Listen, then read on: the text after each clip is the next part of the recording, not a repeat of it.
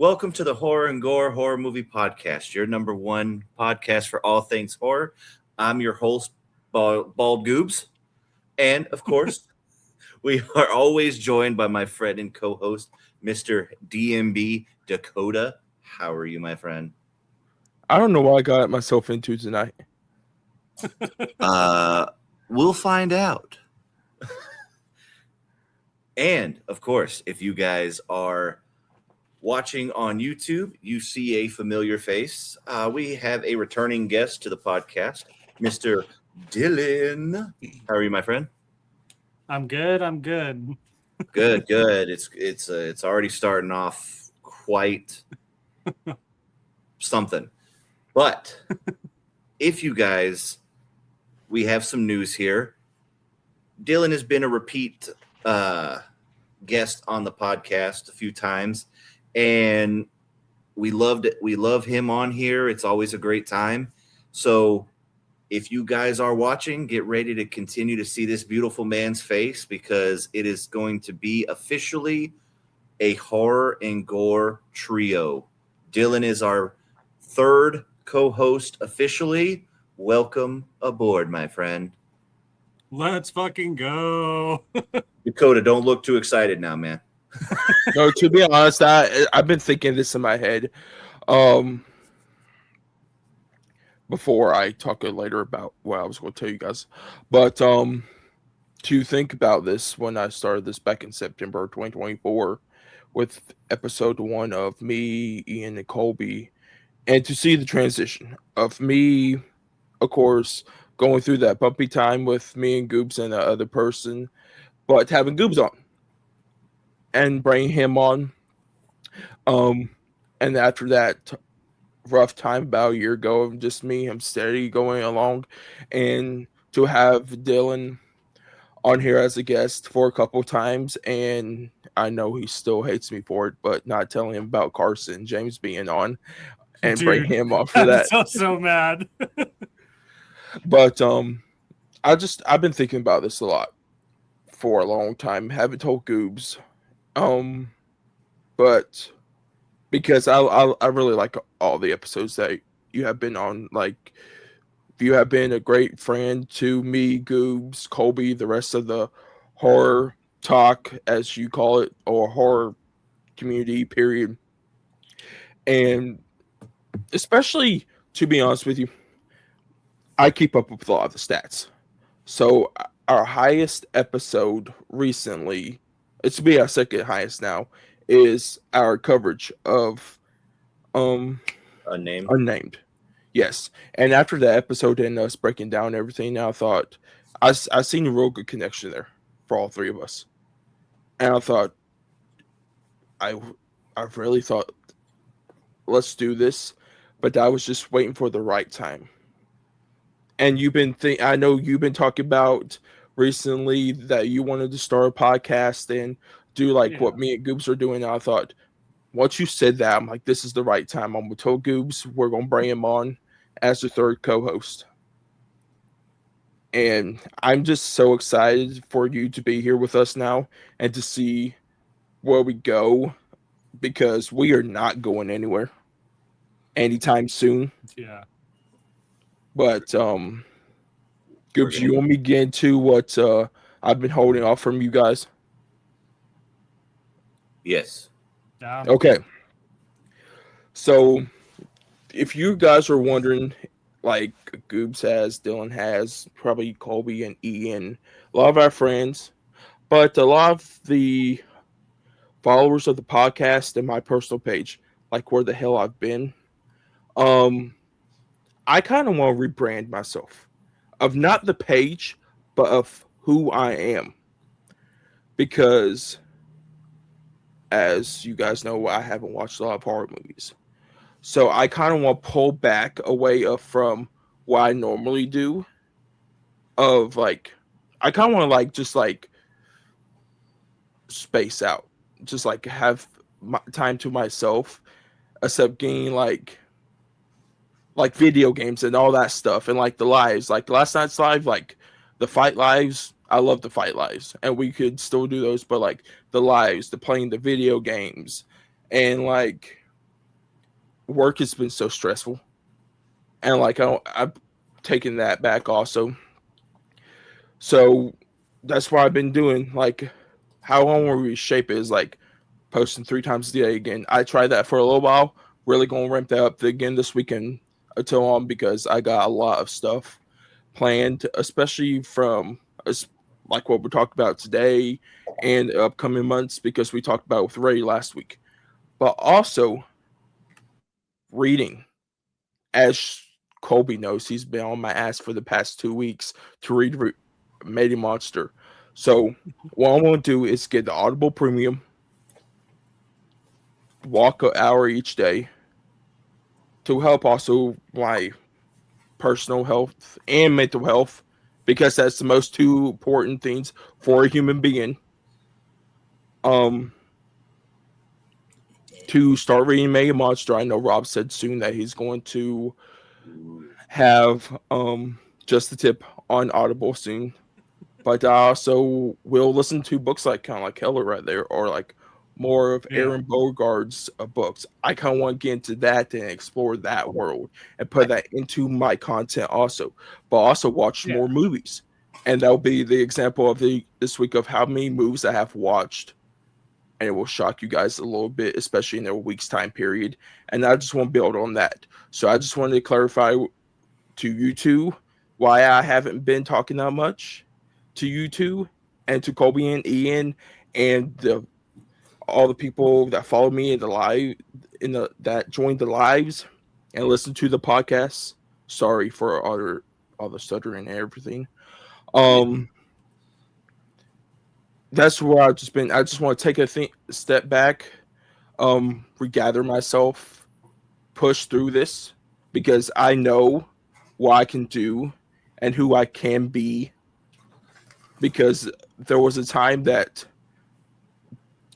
like, if I set my mind to something, I could fucking do it. And I kind of want to bring that back. Yeah. Except just here and there, like that, kind of like. Ever since, especially like the pandemic, it's like, Dakota's feeling like a little lazy, and I don't want to be lazy anymore. I want to get straight fucking to it. Yeah, and like, I'm gonna say this because maybe it will be in the little episode today in our review and everything, but I've been holding back of like, I'm very like quiet and everything. No, I like to talk shit a lot. And I've been getting a lot of comments recently I really want to snap back, but of course I can't because of like TikTok and stuff. But movie reviews, especially these big studios, if there's something I don't like, I'm going to tell you guys about it. And today we're going to experience, you guys will experience that because this movie, there's some things in this movie that absolutely pissed me the hell off. Good. Yeah, dude. But you guys will get like a brand new me. Good, you guys better be ready to buckle up. Okay. Diablo Dakota. Yep. We have a new co-host, Diablo Dakota. It's time.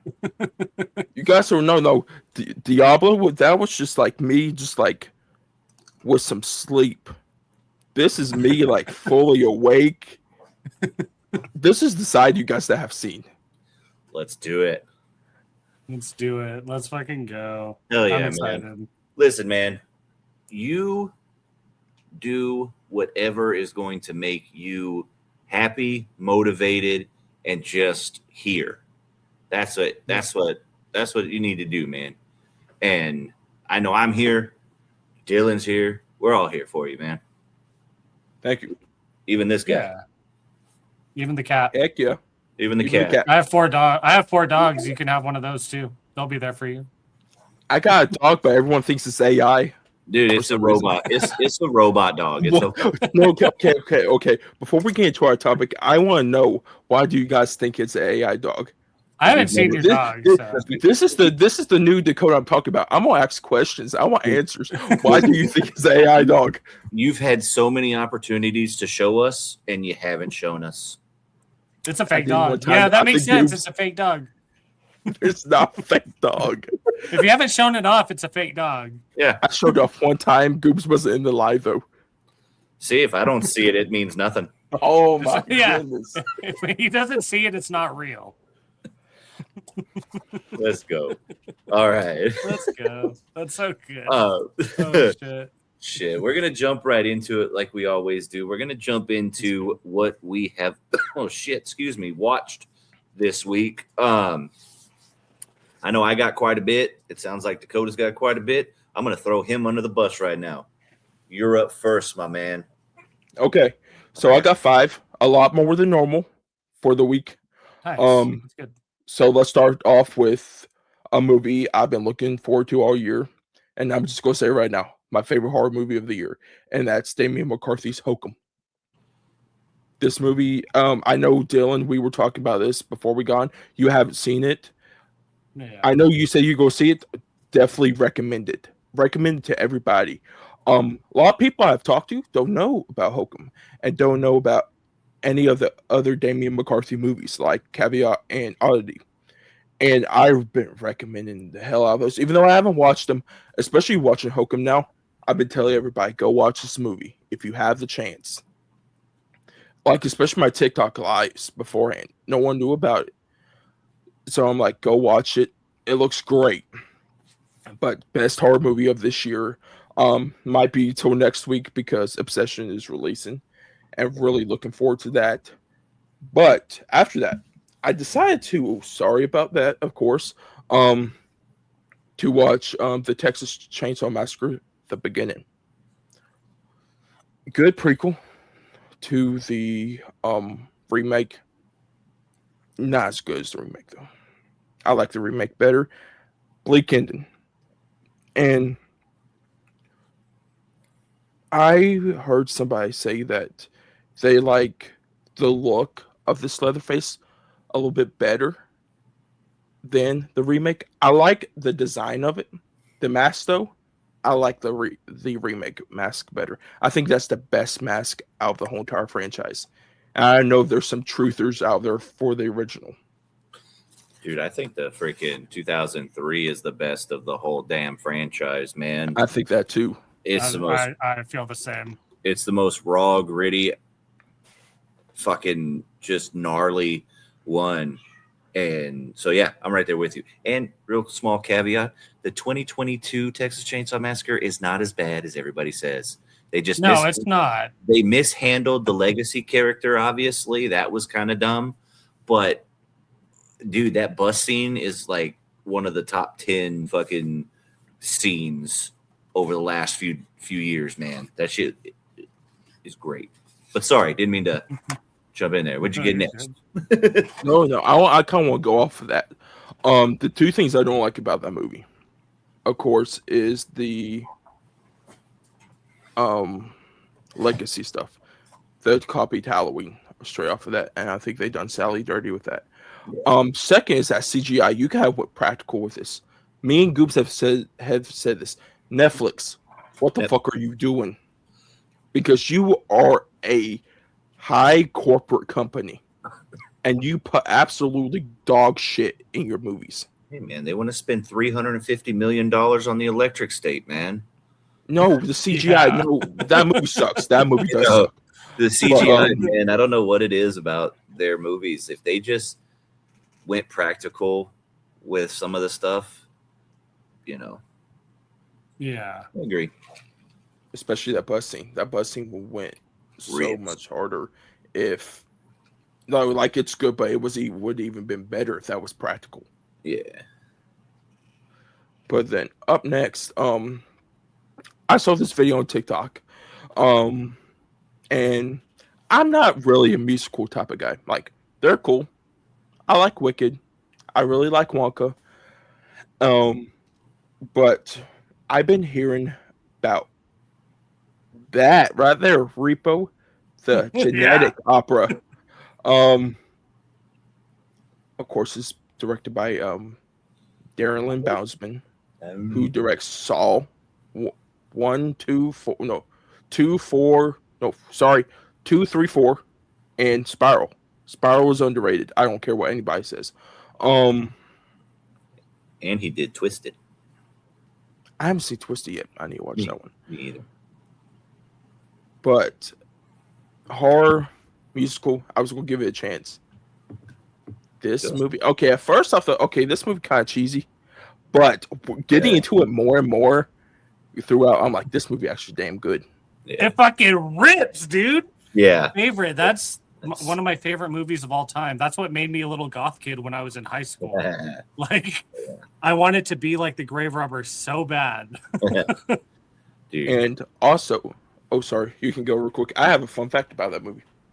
Now that you've gotten your taste of horror musicals, now you don't got to do it right now, but you got to check out Sweeney Todd. Sweeney Todd. And you got to watch. I don't know if it's going to be your style because it's a very niche thing, but the fucking Rocky Horror Picture Show is another just absolute classic. It's so good. I just got a Rocky Horror poster, but the Japanese version, I haven't hung it up yet, but Tim Curry. Those are the ones that you need to hit up next for sure. Yeah. Let me tell you a little something though. What? I've been actually thinking about watching Sweeney Todd like in the next couple of days. Actually, Do it. I listen to that fucking soundtrack, dude. I listen to that soundtrack all the time. Yeah. And then, but with this, go ahead. No. I was just gonna say that. So good. Sorry, my bad. You're good. Fun fact. Shout out Sydney from Horror Chronicles for this because I didn't even know this. The guy who plays the Repo Man. Mm-hmm. Do you know who was the original casting for him? Mm-mm. I do not. It was Patrick Swayze. Ah, Oh, was it? damn. Yes. And he, before they about started filming, he was diagnosed with his prostate cancer. And then he had to step away from the row. But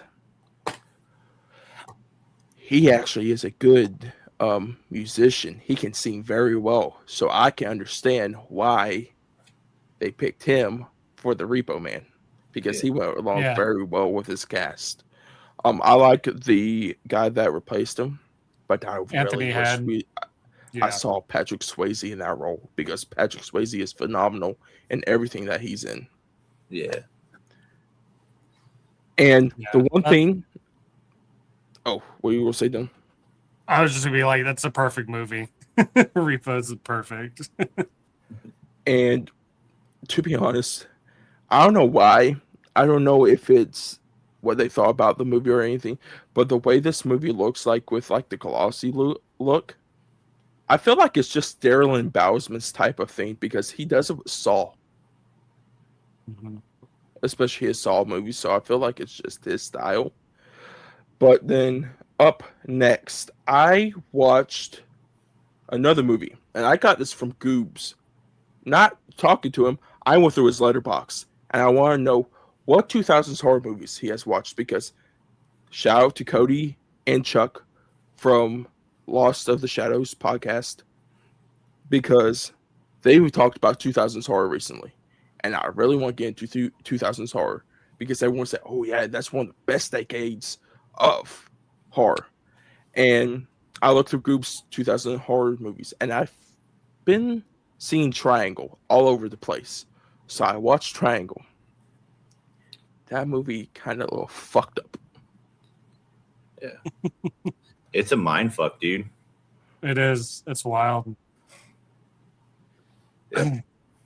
Like what Goob's saying, some movies you have to like just turn on and just sit there and you don't have to use your brain. That movie, you have to use your brain.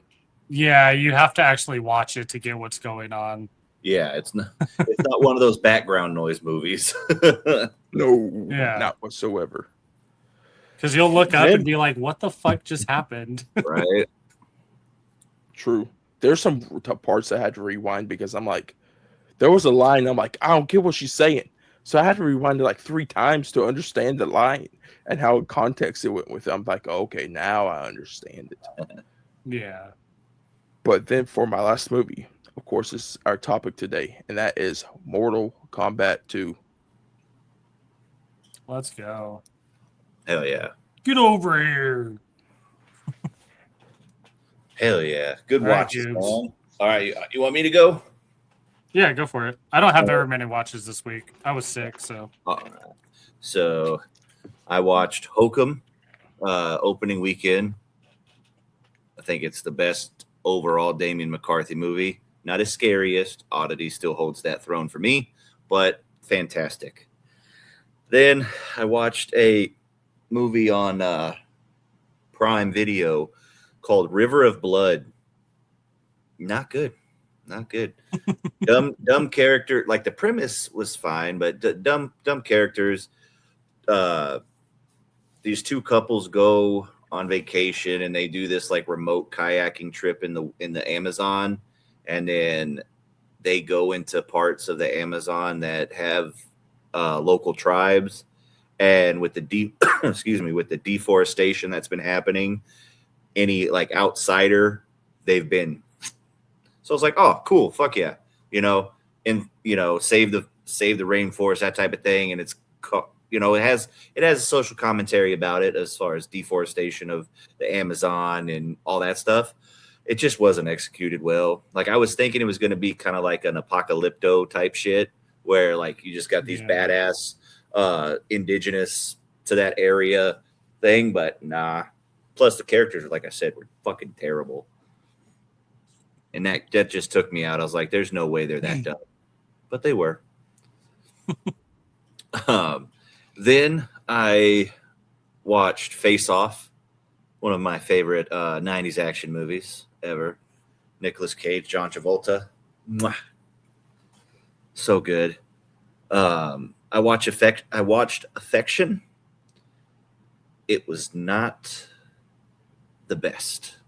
It had good things going for it, but it just, how it was structured, it kind of gave everything away too early. Then I rewatched one of my favorite movies. I'm going through a franchise watch, but I rewatched Phantasm. Just an all-time classic. I love it. The Tall Man. It's just so weird and funky and just an out of this, just a batshit crazy franchise. Now, mind you, I've only seen the first two always because that's just what I saw as a kid, and that's just what have given me. And I rewatched Phantasm 2 as well. One of the best horror sequels to be made, in my opinion. It adds depth to the story. It adds lure to the fucking Tall Man. And then it just goes absolutely fucking bananas at the end. It's just crazy. And I got about 2/3 of the way through Phantasm 3, Land of the Dead. It's definitely a dip in quality, but I had to do some stuff and go pick up my daughters from school, so I haven't finished it yet, but I'm going to do a full rewatch on it. Then I showed my wife, Dakota, you'll love this, Silent Night, Deadly Night 2025. Nice. So rewatch that one. It's so good. It's so good. Then I watched End of Days from 1999 with Arnold Schwarzenegger. Super underrated, slept on movie. About it's the last week of 1999. Satan comes back to Earth to get him a specific girl to have the Antichrist, and the only one that's saving us is Arnold Schwarzenegger. And it's fun, dude. It just gets a lot of bad rap for whatever reason. I don't know why, but I fucking love it.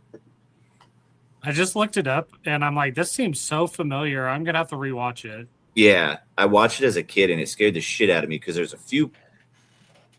I grew up kind of religious, kind of not. Like it was more used as a scare tactic for me as a kid. So anything that was like that, I felt like I was being like sinful because of the imagery and shit throughout this movie. So it scared the shit out of me as a kid, and it's still super creepy. So definitely check it out, rewatch it, and see. And I watched Happy Death Day 2 or Happy Death Day to You, the sequel. It's pretty good sequel. I Don't think it's better than the original, but still good. And then, of course, I watched our main topic, Mortal Kombat 2.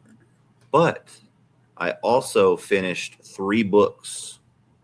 Oh, shit. They were audiobooks, but I still count them. Fuck you guys. Whoever doesn't think audiobooks are books, I don't want to hear it. Books. I listened to Aaron Beauregard's newest release, Horsefly, today. Okay. So fucking fun, dude. It's like a B horror classic, like 80s movie creature feature about a fucking mutated gigantic horsefly that fucking just annihilates people. It's fantastic. Oh, that sounds cool, actually. It's so good. And it's not super hardcore like other Aaron Beauregard books. This is one that like a normal horror reader could read, but it still has those like, ew, what are we doing here? So it still has that classic like Aaron Beauregard like shock. Grossness. Yeah, shock and certain things, but it's not overly done. Then Harrison Phillips is another, of course, extreme horror splatterpunk writer. Believe he's from the UK. I'm like 90% sure. But I listened to The Sticks. Dude, I thought it was going to be about like backwoods, like Wrong Turn type exploitation-esque story, but then it turned into something way more fucking insane. And I was just like, holy shit. But it's such a good book. And he is a violent writer. Like he's very violent when it comes to that. So if you go into Harrison Phillips, he's definitely more of a violent writer. And then I finished Incel, and I'm gonna butcher this guy's. I'm gonna butcher his name, but his name is Matt Dushazi. And he's from England. And this dude, literally at the end of the book, he did a little like I forgot what you call it in the book, but he basically immersed himself into incel chat rooms to write this fucking book and get like actual things. He said that it took him a while to write it because he had to pull himself out because it was just a lot. And then he went back in and finished it. So, and there's also a sequel out to it now. So I'm going to have to check out the sequel. Okay. Nice. But yeah, those are my watches and books. What do you got, man? Let me check my letterbox real quick. I only watched a few. So I watched the first Mortal Kombat just to get ready for the second one. Watched the second one. I watched Affection, and then I watched this like indie movie called Meat Hook because the Instagram for the movie was like, hey, if you want to check it out, that'd be cool. So I was like, I'm gonna check it out. It's not bad. It's just super indie. So you have to have a taste for that to really like it. And then I did finish a book that I forgot that I'm glad you kind of reminded me. It's called The Troop. Nick Cutter? It's by Craig. Yeah. Nick Cutter.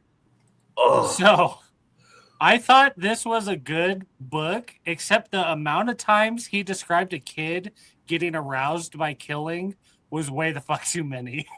Dude, that book, man, it was nuts. Dude, I'm not going to spoil anything, but the fucking turtle scene. Yeah, dude. Oh, man. Yeah, there was a lot of craziness in that book, and then there was a few chapters where he's just talking about I forget the kid's name, but how he gets like boners from like killing cats and shit, and I was just like, dude, you gotta move on from that. Yeah, he's that little asshole kid who fucking yeah. That was one of my first like. It's kind of an extreme horror. It's not in the category, but it's pretty fucking. It goes pretty hard. Yeah, it gets a little fucked up. Yeah, the body horror description in that fucking book is so good. Dude, I liked when they described, the chimpanzee or something, how it's like dead but still like able to move and shit. I was like, oh, that's fucked. Yeah, that's a good one. That's all I got for this week. No worries, man. We got quite a bit of news here, and we'll just kind of Physical media. I don't have any. If you got, well, I do. I mean, if you want to, I'm not going to grab them because they're fragile. But I did build 2 Lego sets. I built the Cornish Pixie from Harry Potter and the Chamber of Secrets, and then I built also Fox, the Phoenix, Dumbledore's Phoenix. Nice, that's cool. I built them for my wife, but they're on my thing. So I built them for her, but they're mine. Exactly. That's funny. So, first up, of course, Mortal Kombat 2 came out, theater merch, and I got this nice cup. Oh, that is the logo, really nice. And of course, we'll be talking about this thing later. Yeah. But the amulet is the lid on it. And today I went to Walmart, and me, Ian, the Goobs last night was talking about regular movies at the end of this live, and I never seen Kevin Smith movie in my life. So no Mall Rat Smoke, no Clerks, no Jay Silent Bob. Yeah, we've already established that yesterday. No Tusk, but I decided to get this 4K because they had it, and it was $22. And I got Dogma on 4K. Nice. Oh, that's shit. Hell yeah. That's a great one. I got the old school DVD somewhere around here. I'm just pissed I don't have a slip, but I'm like, I gotta get it. Dude, Dogma's so fucking good. Oh man, R.I.P. Alan Rickman. Fucking yeah. It's so. He is so. That dude is so freaking funny. Like, in Dogma, then Galaxy Quest, like he was in. Like, dude, he is so funny. But then he's known for, of course, Snape and being just this serious asshole and stuff. But I'm like, he's so funny. Yeah, he was a fantastic actor. Yeah, what's the one? There was a movie. He was in a rom-com that he was really good in. Fuck. Was it Love Actually? Yes. Yeah, Love Actually. That was yes. Yes. Yeah, Love Actually. He's really good too. He was just a great actor. Sorry, I went on a tangent. Sorry, but yeah, but no, I don't have any other physical media. You got anything, Dylan? Not physical media, but from the Vegas trip, I got a bunch of stuff. I don't have it with me, of course, but like I was saying, the Rocky Horror Picture Show Japanese poster. I got a comic by this artist. It's a Terrifier comic, and inside has like interviews with the actors and stuff. And then when I'm going to Sinister Creature Con, so I'm going to get the actors to sign it. Oh, hell yeah. And I'm like, that'll be cool. And then I got a bunch of like t-shirts. Like I got a Cannibal Holocaust t-shirt and The Thing t-shirt and just like pins and shit. I wish I would have grabbed them, but they're just everywhere now, dude. That shit messed me up. That's awesome. Fuck yeah, man. Hell yeah. Well, as I was saying, we got quite a bit of news because it has been a little bit like 10 days, I think it is, since we've recorded. So let's just jump right into this. We got an Obsession popcorn bucket, and it's the little wish thingy, right? The stick. I don't remember what it's called. I've stayed away from all the promotion of that movie, and I am going to actually see it on Wednesday. I think it is. I'm going to the AMC showing on the early access AMC showing on the 13th. So I'm super excited finally to see it. Yeah, it's the One Wish Willow. Yeah, One Wish Willow. I'm looking at a picture of it. It looks so cool as a popcorn bucket. Like, I love the shape and stuff. Yeah. That's I'm so excited cool. for that. Yeah. Yeah. But if you guys are wondering, if me and Goobs are going to do movie news, we're going to add Dylan to it now, where he's the official third co-host. So Dylan will be in the round table. So after me, Dylan, it will be you next. That will say our next piece of news. I like that you said the round table. We are the knights at the round table. I like that. Better than what I was going to say. I was going to say we are the horror and gore menage a trois, but probably not good. I just heard what in the back. I just heard be like, what? Dude, I told you, man. This is our first episode as a full cast. It's happening. It's our threesome time. Don't edit this out, Dakota. Let it be. Oh my All right. goodness. Next piece of news, Dakota. Come on, waiting on you, man. Okay, so up next, I don't know if I could top that one. That what you guys just said. Under Paris 2 will be releasing in 2027. What do we need this for? What do we need this for? The first one. It has Sophie Thatcher in it. I don't give a fuck. Or no, that's her private hell. Damn, wrong one. Yeah. I mixed those two up in my fucking head. Like Under Paris 2 was boring until the last or Under Paris was boring until like the last 15 minutes. I don't think I ever saw it. I'm not gonna lie. It's a Netflix movie, so Netflix shark movie. Yeah. But this next one, I just saw this today. This is the one with her. Oh, sorry. Go ahead. What's the next one? Sorry, my bad. Dylan, this is my turn. It's your Okay, turn. Yeah. Her private hell is releasing on July 24th, and it has my girl Sophie Thatcher in it. That's all I gotta say. Is this the one that I saw? Is this the horror comedy with Justin Long, or is that a different one that I saw today? That's a different one. Damn it. Different one, yeah. This is it's like a drama thriller. I don't really know too much about it, but I just saw Sophie Thatcher in it, and I'm like, let's go. She's one of my favorite actresses. I got you. Right here. Against the backdrop of, I don't know what the hell that word is. Neon soaked. Futuristic.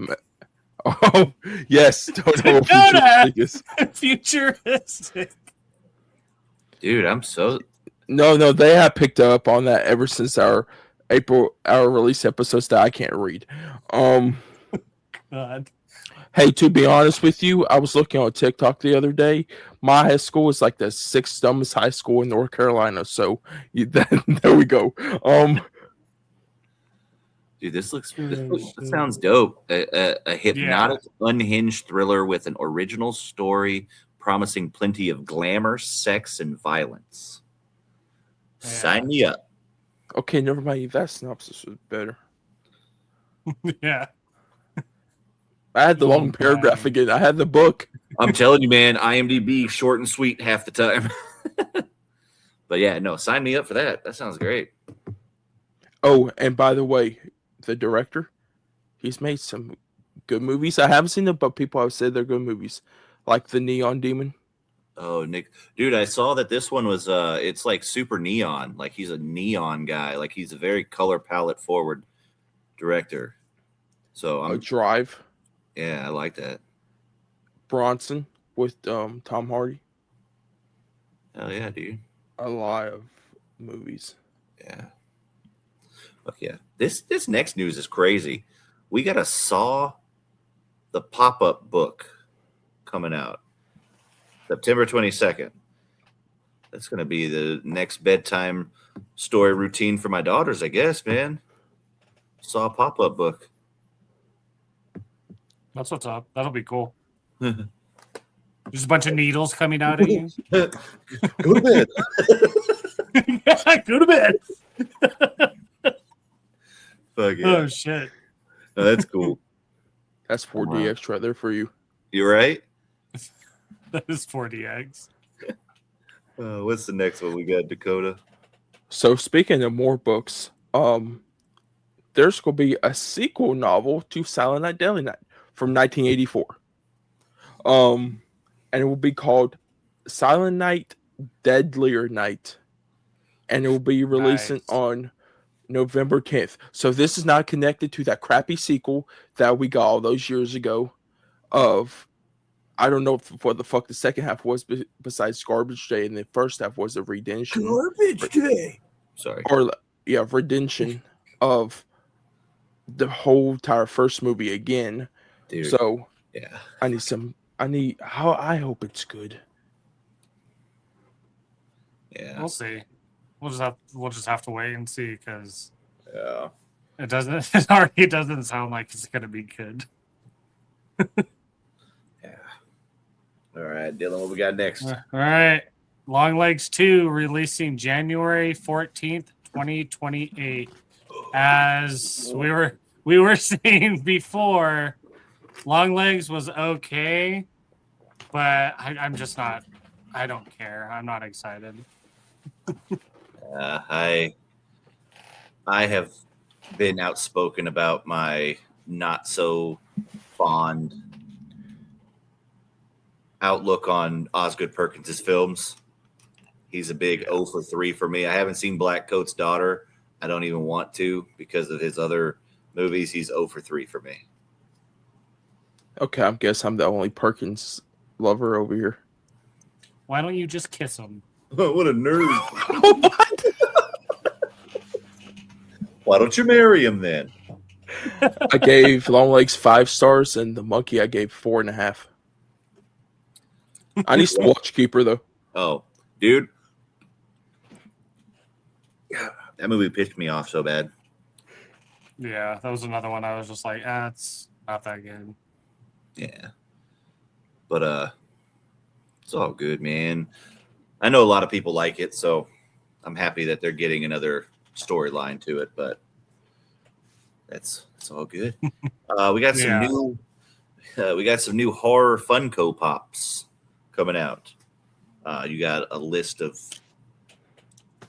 I got you. All right. So first up, we got Carrie covered in blood. Hell yeah. Then we got 2 Funko Pops, more Funko Pops from Poltergeist 2. Poultrygeist? No, not Poltergeist. Oh. Poltergeist. I was like, holy shit. Dude, I was like, that's crazy, dude. Right? No fucking way. I was like, that's crazy work right there. And it is the clown from Poltergeist 2. And Reverend Cain. Oh, that creepy motherfucker from the second one? Yeah. Yes. And the last 2 we got left, Goobs, you were like this. Slim is getting a Funko Pop. Hell yeah. Nice. And this last one, I normally don't collect Funko Pops anymore, but I have to get this because of my anticipation that I put on Goobs and Ray last week. And that is Hannibal Lecter, I think behind that glass wall. Nice. Hello, Clarice. I love Silence of the Lambs. Yeah, it's a great one. So, up next, Wolf Creek filmmaker Greg McClellan is directing a biblical horror movie, The First Exorcist. So. I know, Goobs, you just sighed rather, but let me give you some context. Because it's not what you think. It's not connected to The Exorcist. No, we've done so many exorcism style movies. What is it? Is it new? What do we got? As they say, it's the witch. The witch meets Passion of the Christ. He's going straight blasphemy right here, man. Damn. Are you going to see the little Satan baby? Just like, God damn. That shit is crazy. So, the story of the ritual exorcism, a violent supernatural showdown whose reverence will change the course of human history. I wonder if it's going to get a lot of backlash like The Carpenter's Son. Maybe. Yeah. Probably. Which, spoiler alert, that movie was actually really good, and it wasn't blasphemous at all. Throwing it out there. No. But he got attacked by bees in a cave. God even hated him. Oh my God. Dude, that was so dumb. Who? Nicolas Cage. Nicolas Cage got like stung by bees. So people were like, God smiting him. Yes. And what? In The Carpenter's Son when they were filming it. This man decided to go full Wicker Man. Yeah. With the bees. The bees. God. That's so funny. But just think, I thought of this. So, if they film this year and it comes out next year, will they release it on the sequel to The Passion of the Christ, Part 1 or Part 2, as the same day? Yeah, what? Did my sound just go out? Oh no! Okay, sorry. No, that was mine. My sound just went out. It just got so quiet real quick. No, my bad. My cat jumped on the counter and started getting food out of the sink. Like a I thought you shocked Dylan by that question, to be honest with you. Yeah, I was thinking about the question and then no sound. I was like, I think I had a stroke. I think I'm dying. Okay. So what do you guys think? Will that happen, though? Say the question again. You're good. So the question I have is, if this movie gets filmed this year and released next year, so in March and May, a sequel to Passion of the Christ is coming out. Oh, okay. So will they release it on the day of Part 1 or Part 2 to go against this? That would be hilarious. I think, yeah, releasing it like when Part 1 came out. Just Part 2. Dude, that'd be so funny. Yeah. I think Part 1 also falls on Good Friday. Yeah. Dude, people were crazy for the first Passion. Like, coming out of the theaters crying, thinking they were touched by Jesus and stuff like that. They My said mom was someone that way died. too. Yeah. Like, they had heart attacks because they watched, like, what Jesus went through and stuff. They said that movie's brutal, though. I haven't seen it. Oh, it is. It is messed up. And then you see Satan as, like, a little baby creature thing, and it is absolutely hilarious. Yeah, I never watched it. My wife recently, for some reason, got on a kick to start watching religious movies. Like, the craziest kick ever. And she started watching Passion and then some other ones, and it was a weird time. Yeah. So what we got next, Dylan? What do we got next? We were just talking. So Bo Starr has passed away at 81. He was in Halloween 4 and 5 as Sheriff Meeker? Yeah. Yep. Right? Am I right? Okay, yeah. So rest in peace. Yeah. He will be missed and loved. Yeah. Yeah. And then we got another, man, it's a rough few days, man. Jonathan Terston, I believe that's how you pronounce his name, passed away at 60. And I'm looking up, the name sounds super familiar, but I am terrible with names. He has one of the best quotes in horror movie history. Eat shit and live. Yeah, I knew it sounded, eat shit and live, Bill. Yeah, Sleepaway Camp. I knew it looked familiar, and I was like, I just saw this the other day. Yeah, Sleepaway Camp is fantastic, and that's one of the dopest lines ever. Yeah. Yeah. So this next one's fucked. So I'm not going to say his name because I don't want to butcher it, but the Ring creator has passed away at 68. Koji Suzuki. Sorry. Yep. Yeah. At least you said it. That would have been way off from what I would have said. I was like, it's Koji Suzuki. Yeah. But he wrote the book. Yeah. For the Ring. I didn't know it was based on a book. Yeah. dude. And he also does Deep Water. Yes, I haven't seen that one. It's Dark Water. Dark Water. Oh, I was like, there's Deep too Water many is the movies shark called movie. Dark. There's too many movies called Dark Water. To be honest with you. Yeah. Just movies with water in general. Yeah. No, yeah. And it's Yeah. my turn. That one sucks. Yeah. Dylan, what we got next? The This Paranormal pisses me off. Activity video game is no longer in development because Paramount didn't want to extend their deadlines because they needed more time. Another Which reason why is Paramount can beep beep beep beep beep.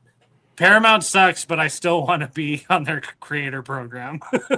I know, right? Like fucking. I'll sell my soul for that one. To be honest, is this money? Oh, sorry to interrupt you. Gives you No, can go dude, real quick. no, dude, go ahead. Are they keeping this money for Paranormal Activity 8? Well, I mean, if they give it to the franchise itself, I'd be fine with it. But a lot of these fucking so a lot of these companies, when they have projects that they cut off or they don't want to put out, they just usually can it for tax purposes. Yeah. You know what I mean? And they claim it as a tax loss, and it just like sucks. That's why, just like Warner Brothers does all the time. That's why I'm so surprised that we're getting Acme versus Coyote, because they were gonna put that one out, and then the other Looney Tunes movie that came out last year, the fucking I can't think of it, but yeah, they The just day that the Earth blew up. yeah they can these and use them as tax write-offs when people want these things. But you know, who am I, right? Fucking Batgirl. Wanted to see that movie and they canned that shit. Yeah. Oh, I thought you called him a bad girl. I was like, what are we doing? What just happened? I was like, oh no. Yeah, Fucking bad girl. that sucks. But Can I tell you two something? I just saw this. You two really don't like Oscar Perkins. What about if they take this money and just like Lone Lakes 2? Dude. then it's just going to be They a probably waste. are. It's going to be a waste of money. Yeah. No, but Evil Dead Burn trailer. So I didn't watch the second one. Apparently, a second one came out the next day, the following day. Really? So we got the Oh. teaser trailer where with the dishwasher scene and stuff, and the fucking pulling the thing out. That one I watched and I reacted to, but I guess there was another one that dropped the next day, a whole separate one. Oh, maybe I reacted to. I don't know. I can't remember. So, now. Kat, the first one, the second trailer, the first minute is only stuff that's different. Then they show like the second half of the trailer is replays of the next day. Oh, okay. Yeah, I'm excited for that movie. I'm excited for it. I am stoked. It looks so goddamn good. I'm a little worried that they're shooting their load in the trailer for a lot of the kills, but I think it's going to be awesome. Yeah. Evil Dead Can I 2013. just say this, man? There's some dumb people in the world, because why are you reading a book that is skin bound? Like, if I see it, I don't understand. Like, Every time I see someone open the book, I'm just like, that looks disgusting. Like you need like gloves on. Why are you just touching it? I don't know. Fucking hell, man. But yeah, I'm excited for that one for sure. Yeah, that'll be fun. So up next, don't know why this is happening. We can skip Popeye the Sailor. Sailor. Is it Sailor? No, Sailor. Slayer. Yeah, Oh, Slayer. it's Slayer. I got that right. Slayer, man. Man, it's getting a sequel. Cross. This That movie was so bad. I'm okay, down. you go that Diablo's coming out. Okay. I'm down for some good, fun, stupid, nonsense. Shit that don't make sense. I'm down for it. Give us some good kills, whatever. But I'd rather step on a Lego every morning than fucking watch these damn movies. There's nothing about them. Yeah. And we had 3 of them last year. And now we're getting a sequel to the worst one. Or actually, no, Shiver Me Timbers was pretty goddamn bad. That one was awful too. Go ahead, Diablo. Get him. Okay. Boom, boom, boom, boom. So, first of all, 3 last year. There was no need for 3. I think people are trying to success off of the Pooniverse. The Pooniverse is doing it right. They know they're doing it right. They're making movies better. So, why the fuck are you making 3 movies in the year off the same property, releasing in the same year, and all these fucking movies are getting sequels? Every single Popeye movie is getting a sequel. But you want to know what's even makes it worse? I can tell you this because I was looking it up the other day. Popeye Returns. Let me look this up real quick because I want to know where people get their money from for these movies. Because Popeye, Popeye's Revenge, right? Yeah. Sequel, Popeye Returns, right? Oh, what about if I tell you there's going to be a 3 and a 4 also? Jesus Christ. That's terrible. Then you got Shiver Me Timbers, which never going to watch it probably. Because Colby Does Horror says it sucks. And I trust Colby. I heard that was his favorite movie of all time. Oh, shit. But they're making a sequel to that, and it's like, why? Just let Winnie the Pooh do their thing, because they're the only ones that know how to do it. All these other movies, like, I'd rather see more Circus of the Dead movies like that, or like Leslie Vernon. Put your money into that and stop doing this. Yeah. Like, at least the Pooniverse movies, they usually have something like inside them that they're trying to convey. Like Neverland Nightmare was like treat people better even if they're like part of the LGBTQ and stuff like that. Like it had a message with it. But the Popeye ones, it's just a splatterfest, which is fun, but they do it and it's just bad. Yeah. They're trying to copy Terrifier, and Terrifier is the recipe for doing it good. And they're not copying the same formula. They're just doing shit. it bad. Just making shit. Yeah. And I don't like to shit on independent horror movies, but if you don't do it good the first time, and you guys don't want to like fix it, don't waste the money, because like I said, they can make better like sequels to movies that we already love, and make those independent horror movies have sequels, kind of like Leslie Vernon. But we're getting a sequel to that after all these years. Yeah. Like Marshmallow, we're getting a sequel to, like, let me think. Oh, yeah, like Clown in the Cornfield, independent, right? Let's put that money into that sequel. Don't put it into something like this. Yeah. I mean, I don't know how much more you could finance Clown in a Cornfield with the $10 they're going to make that movie with.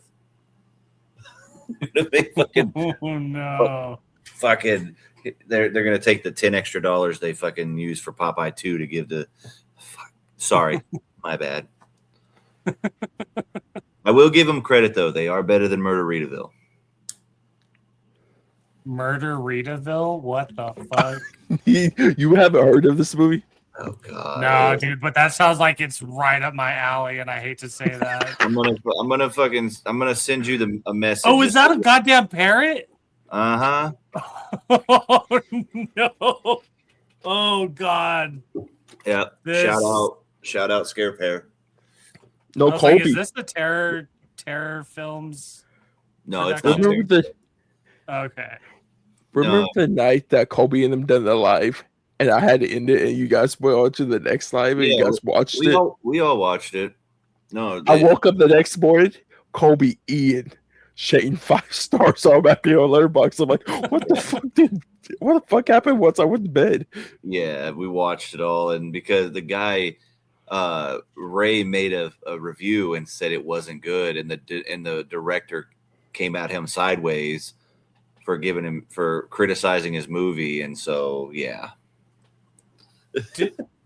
You got to be realistic when you're making a movie about a murderous like parrot or whatever the fuck this looks like.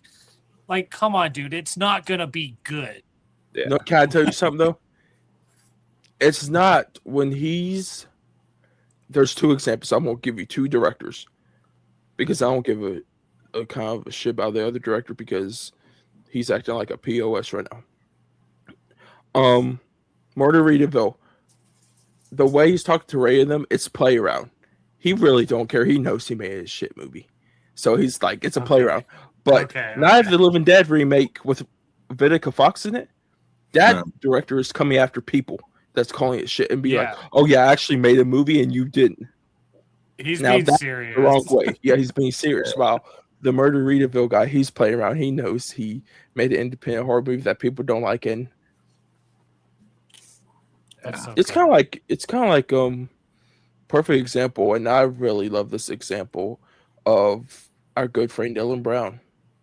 He's making these movies for him. If people don't like it, people don't like it. But this is what he loves. And when half these independent directors, when they do that, like that play around stuff, like, oh, you say my movie shit, ha ha. I look at it kind of like that. Like they love to make movies. That's all they're doing. If people don't like it, people don't like it. Yeah. I'm like fucking Night of the Living Dead director.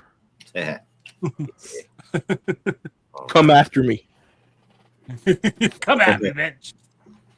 All right. Well, we got. It's my turn. So we got Pinocchio Unstrung releasing in theaters July 24th, and I'm actually super excited about this one. Yeah, I'm fine. I'm so happy we finally got a date for it. Yeah, Robert Englund as what the fuck is the cricket's name? Jiminy Cricket. Yeah, I was like, I just drew a blank. But yeah, I'm excited. Fucking Richard Brake is goddamn Geppetto, dude. Yeah. I didn't tell you this. I just saw this.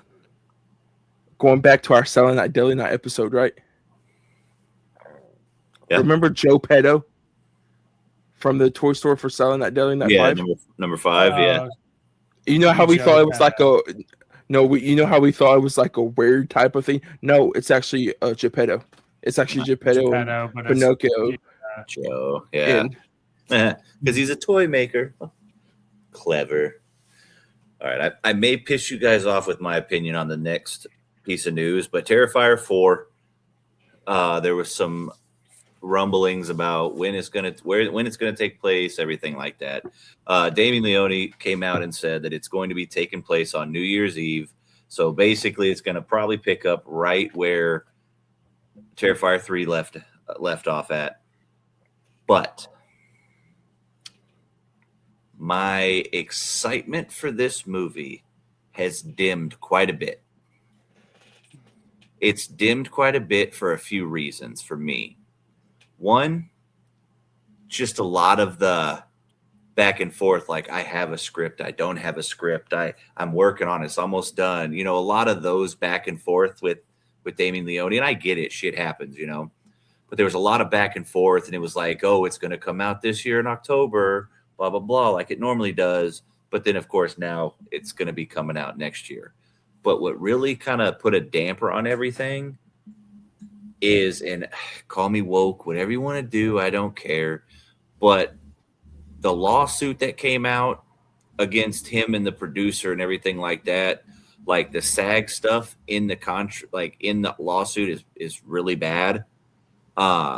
Taking pictures of her with personal use cameras as she's naked, you know, shit like that. It's fucked up.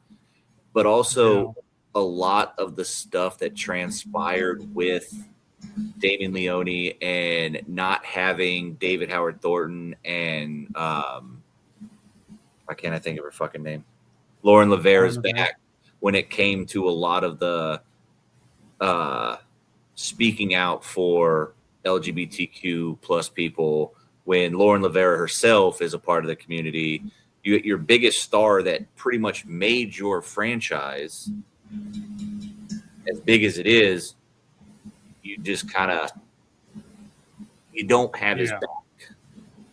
So it kind of left a little sour taste in my mouth. I know it's political, everything like that, but everything is all horror, all media is political. I don't, it is what it is. You can not agree or not, but it's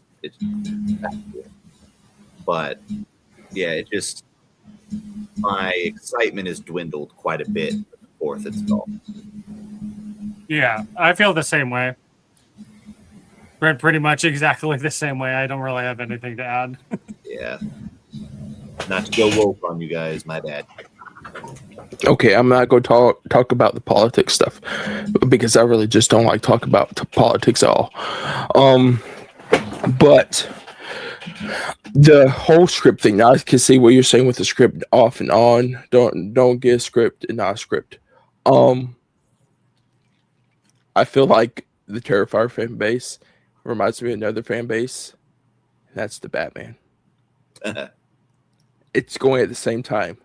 Damien's like, oh, I got a script, don't got a script. While Batman over here for the Batman Part 2, Matt Reeves, I got a script, I don't got a script. And it's like the same thing. And for me, I just don't give a fuck. I just want to see the movie. Yeah. I just want it to come out. Yeah. I'm to that point. But the one thing I'm pissed about, I wanted this on 4th of July because I need Art the Clown to use some fireworks and just like start exploding people. New Year's Eve, man. There's fireworks. You could do that on New Year's. That may be still split them in half a little bit and put them on top of a mortar and just light it and just watch them explode. Oh shit! Right. Hey, I'm right here. You can hire me for creative kills. I got you. I want to know what's the top. There's two questions actually before we go on the next piece. One, is Jonathan dead? And two, can he top the shower scene? Nah, Jonathan ain't dead, and no, he's not dead. And that shower scene, I think the bedroom scene is honestly worse. I think it's worse because it got the shower scene or the shower scene. I did really like what he did when he turned the score off and the music, so all you hear is just that chainsaw revving and ripping. But it went on just a little too long. You know what I mean? Where it kind of dude's giblets going. Yeah, like once you shove it up his ass, I was just like, okay. But it just Art kind of kiki though. Not gonna lie. I mean, hey, I don't kink shame, but but yeah, maybe I'm just now I sound like I'm being a hater. Fuck it, I don't care. Goob's Terrifier 3, half a star. No, the first three were fine, but like I said, this I don't know, man. We'll see. What we got next, Dakota? Okay, so up next we got Faces of Death will be releasing on VOD on May 12th. I'm gonna wait for Shudder to release. That's what I'm gonna say. Yeah, same. And then same. I wasn't clamoring to see Faces of Death, to be honest with you. It seems like a cool.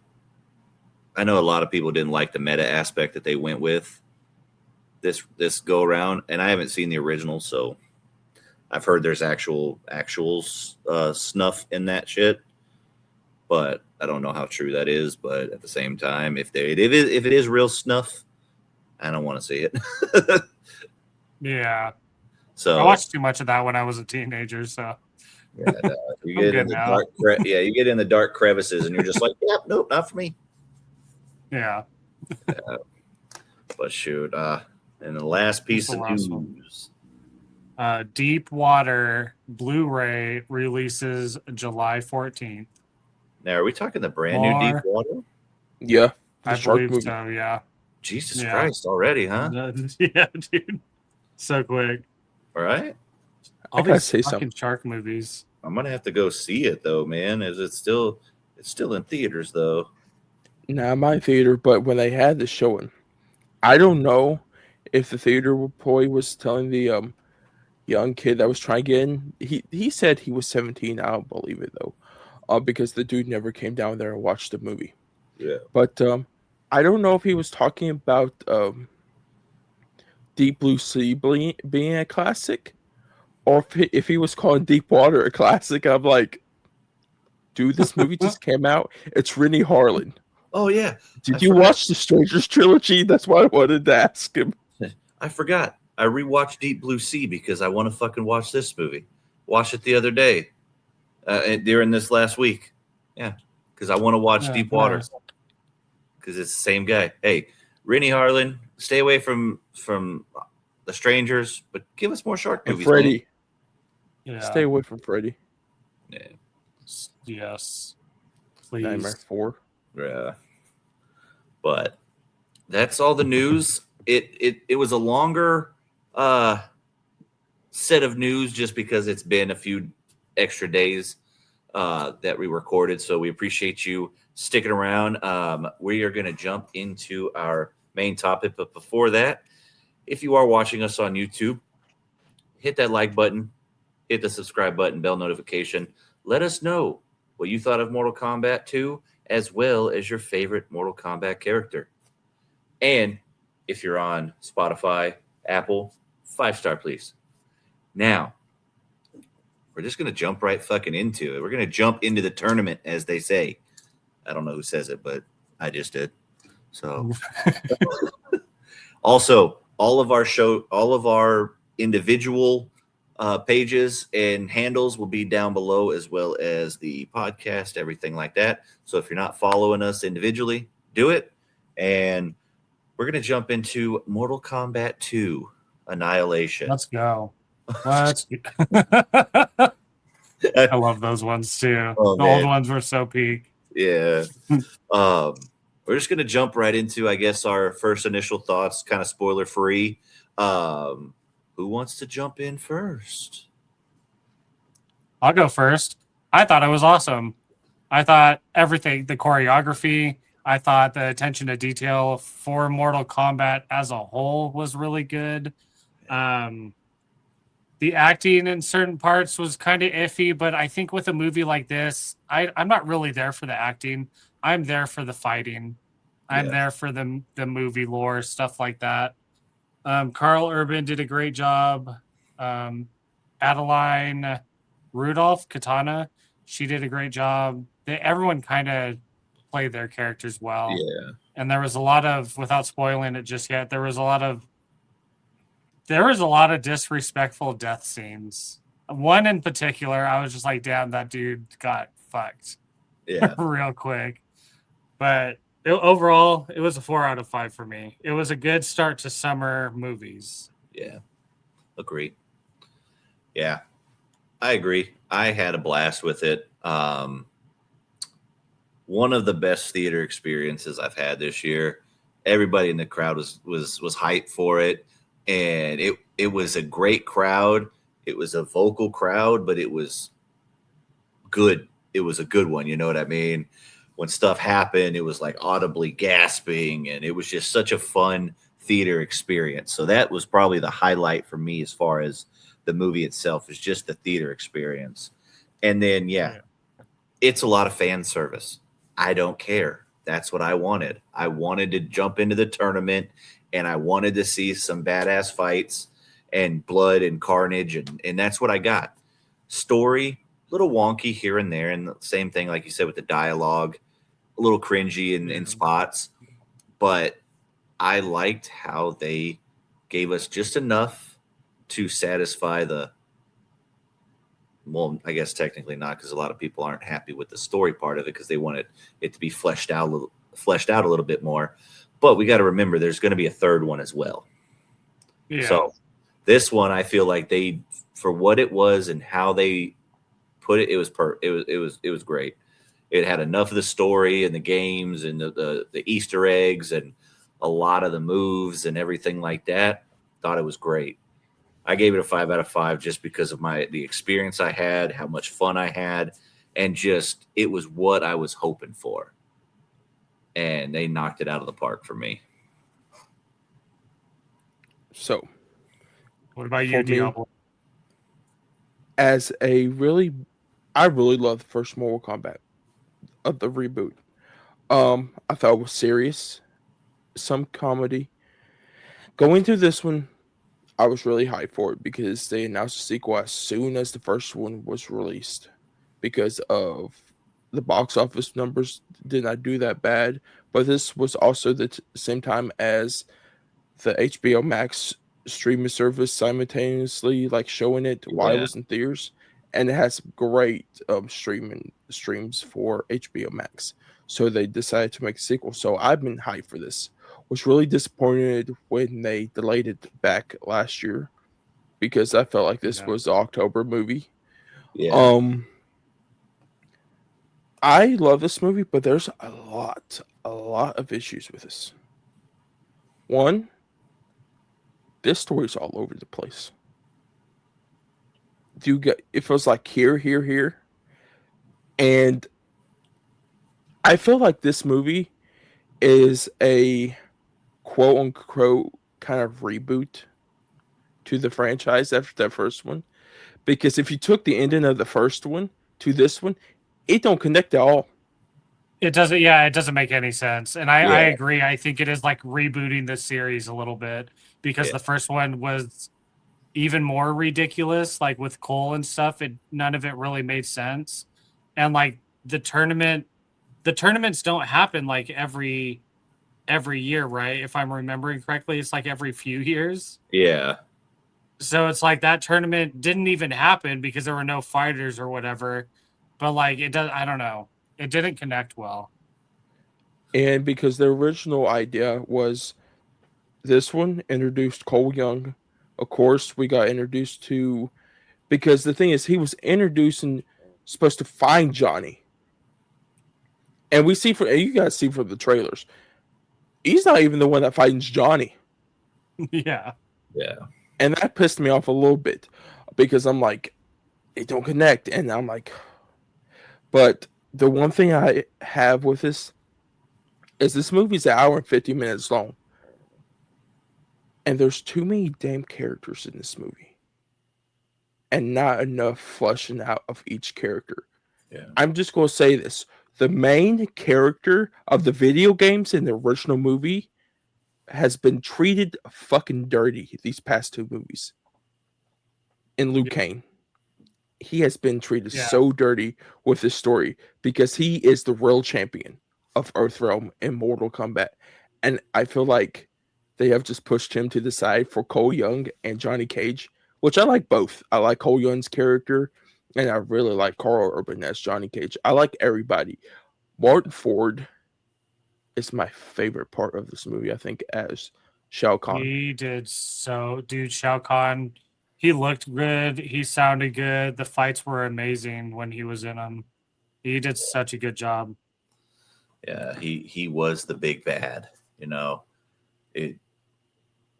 He was fantastic. Yeah. And just two more quick plots I like about one bad and the one good. I kind of like this. There were some deaths in this that were so dirty. And I will get into that and have my full rant about once we get into spoilers.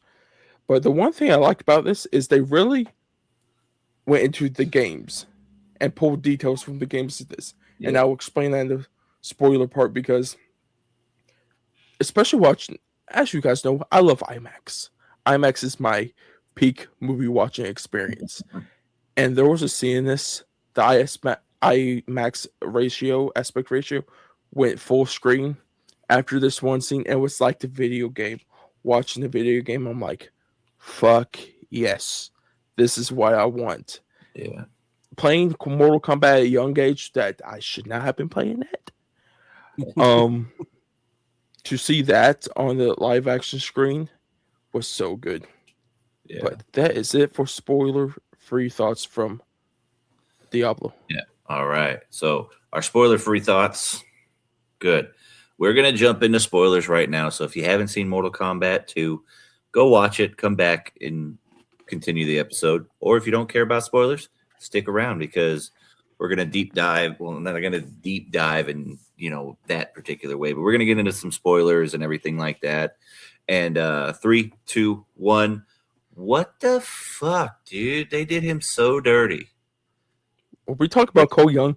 We're in spoiler territory, so I gave him a countdown. Dude, oh my God. That was so fucking disrespectful. They set him up. They gave him his own fucking movie and then just smashed his head in with a hammer. That's why I don't. What the fuck, dude? It didn't make any sense. No, they took the criticism from the first one with people yelling about who is this guy? Why is he even here? That like he doesn't even go here type shit. And they were like, fine, we'll just kill him. Fuck it. And it's like, damn, you had to do it like that. And yeah, I was so hyped when he fucking went into the arena. And is that the aspect ratio that you're talking about when it fucking spun around and it was in the ooze thing? The ooze. Yes, and it went like that. I'm like, fuck yes. Dude, when it spun that way, I was just like, oh my God, this is sick. And then I was like, oh my God, he's gonna die. Because it was like right he's after fighting Shao Kahn right away. Like, of course, I was he like, has the immortal thing too. And he had the immortal. Yeah. It was like right after the immortal thing. I was like, oh goddamn. I will say this though, that we all know with the way that it ended, he's coming back. I think a lot of people are going to be like, what the fuck, dude? And they showed how dope he really actually is. You know what I mean? Like he has his family, he has a reason to fight, yada yada. But he's actually a bad motherfucker with that suit, the bodysuit thing, and his little I don't know what those things are, the sticks and whatnot, but like he took it to him. Yeah, that Shao Kahn had plot armor for sure. Yeah, dude. and that was fucked up. And that was when he smashed his face, my wife next to me audibly was like, oh, and I was like, fuck. And my theater was just like shook. Yeah. Yeah, dude. And yeah, I was just like, what in the fuck, man? So I think it's just how do you throw away the whole first movie by just killing him so quick? Yeah. It doesn't make any fucking sense. Yeah. And then just Scorpion's character, Hanzo, whatever, just didn't say anything about it. Like, oh, I know. He didn't say shit. They weren't like, hey, by the way, your descendant that we kind of brought in here, he died. He's dead. He got killed by him. Like what the fuck? I did like how they brought him back in there and kind of they reinvigorated his feud with Sub-Zero, but they did it with Noob. Yeah. Which is the after Sub-Zero dies, he's like the fucking I forgot what they describe him as, but he's basically like the dead Sub-Zero. He fights with shadows and like clones and stuff like that. Yeah. When I saw him on screen, I audibly was like, "Fucking hype train, dude!" I was like, "Oh my god, Noob's here!" Like, yeah, dude. Hell yeah, dude. Fucking Noob Saibot. Like that's it's the original Bin or Bihan. Bihan. Yeah, and it's like it was so sick, and I loved how they put his move set up and stuff where fucking transport down and he's fighting over here, fighting over that part was sick as fuck. Yeah, that whole fight in hell was amazing. Yeah. I will say I know one of my biggest gripes was they only use Quan Chi as the necromancer. Like they only used him as the necromancer to bring people back. That was one of the things that I wish they would have done to kind of expand him a little bit and I feel, forget me if I'm wrong, I can't remember his name. I'm going to fuck it up. The other guy, Shao Tsung, fuck, what's his name? Why can't I think of it? Shao Kahn? No, Shao No, Kahn. not Shao No. Kahn, but Shang Shang Tsung? Tsung. Shang Tsung, yeah. Things like- yeah. What the fuck was he even in the movie for? They just threw him in there. Dude, he was just there to wear fucking makeup and walk around. Yeah, like he was barely like. So I agree with what Dakota was saying, kind of in his spoiler-free vagueness. Like there were a few characters. It's like you threw him in there for a reason, but it was just a. I mean, don't get me wrong, I love the fan service, but Quan Chi is a motherfucking beast in the game. Yeah, he is.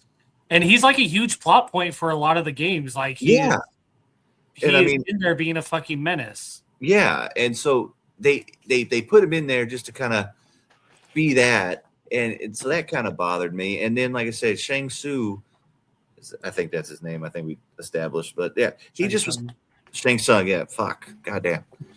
he was just there. He just showed up, and then he was the one that was going to go kill Raiden, and then nothing happened. Like he didn't do anything. There was no, like, the explanation in the beginning about the tournaments and stuff, and then you see Shao Kahn. Like, they didn't explain how everything comes together with, like, the evil guys. Like, how they got together and stuff. And that would have been, like, 5 minutes of backstory.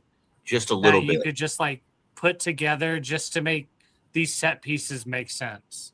Yeah, and I think that goes hand in hand with Dakota's like, hey, give us 15, 20 more minutes, you know? Give us a little bit more so you could add just a touch more stuff. Yeah. But yeah. Okay. I'm going to jump around because I just have to. What was your favorite fight? Me personally, I'll go first. The Liu Kang and fucking Kung Lao. Kung Lao, yeah. Dude, that was amazing. In the portal level, how they made it look 2D like you're playing a fighting game. Mm-hmm. It was so good. And how it kept switching colors just like it does in the fucking game, and like on that level. That was my favorite fight too. And I will say that is, as much as people didn't like it and made it like where, like Dakota said, Liu Kang kind of took a back seat. It's a huge plot for, I believe it's going to be a huge step for the next one. Mm-hmm. Because with him saying, he's like, I'm not here. I'm not the chosen one in this story to beat Shao Kahn. It's not my story. Mine is to save Kung Lao, his brother, brother. And I don't know if they're really brother. I don't think they are in the game. But he's like, I'm gonna save you, brother. You know what I mean? Yeah. And so I felt like after he did that, I think we all kind of was like, fuck. Like he's not gonna survive this either. And obviously he didn't, but I thought that fight scene was incredible. I thought it was a huge moment in the story. And I feel like I'm going to say this a lot. It's going to push that third movie even more. Because obviously they're planning to go to NetherRealm and taking Quan Chi with them, and they're going to bring him back or some sort of try to, but that fight was fucking so good, so beautiful. The visual effects, the camera work, like the choreography, everything. Also, Kung Lao and Baraka are my favorite Mortal Kombat characters. So just seeing the hat being thrown and like everything, dude, like that. The bicycle kick that he did, like he bicycle kicked around the hat. I thought that was so cool. Like, and it was cool because they incorporated their moves from the game into these fight scenes. You know what I mean? Yeah. I thought that was sick as hell how they did that. What about you, Dakota? Yeah. So this is my favorite fight. I think you guys are right. It shows a lot of the video games with the fight choreography, for the way it looks. Very brutal. A lot more brutal than I thought it was going to be, especially from the first one. They went up on the brutality in this one. Mm-hmm. The one thing I have a problem is the CGI. I think they should want more practical with it, especially with some of these kills. Kind of like that, like when Kung Lao gets killed Yeah. from his blade hat. That Yeah. would have been great and practical. Yeah. But back to the Cole Young thing. I really like Cole Young. I think Cole Young, if they could do Mortal Kombat 2, you know how there's Mortal Kombat 1, the video game. If they could make a sequel to that one and put Cole Young in the game and get people to play Cole Young and show his powers off, I think people will get more love for Cole Young. Yeah. But, Yeah. how I was switching to this from like that, the backdrop of that for like the acid pit and everything in the video games also, and I love that. That's another thing I love is they really put the video game thing. They put the aspect ratio, especially the aspect ratio. If they done it with the Liu Kang Kung Lao one also, that was full 190. And this camera work is so good in this movie. Like following the bladed hat, like either in the Netherworld, where you get the very end between Newt Saibot and Scorpion. The camera work in that, absolutely very good. Yeah. But with the reboot thing, and it's a plot hole, which I just saw this movie is going down further in my rating now after talking about just a little bit. The 15 minutes about the tournament, I didn't think of that till you guys said that, because kind of like not a lot of people play the Mortal Kombat games. They come to watch the movie. So a lot of people need to know about the tournament. Like for me, like when I played it, it's the old, like you buy at the store, like joystick one. I never played the actual like console games. So I never had the story. So for me, like I'm learning about the tournament. I've always played the joystick, like you fight each other that way. So I've always saw these set pieces, but I never knew the story of Mortal Kombat. And I was kind of confused. I'm like, I know about the tournament, but like, what's the rules? Like you get the 5 people from each side and they lose. Like, I didn't know about none of that. Yeah. So, kind of like Dylan said, if there was 15 to 10 more minutes to talk about the tournament, I would love that.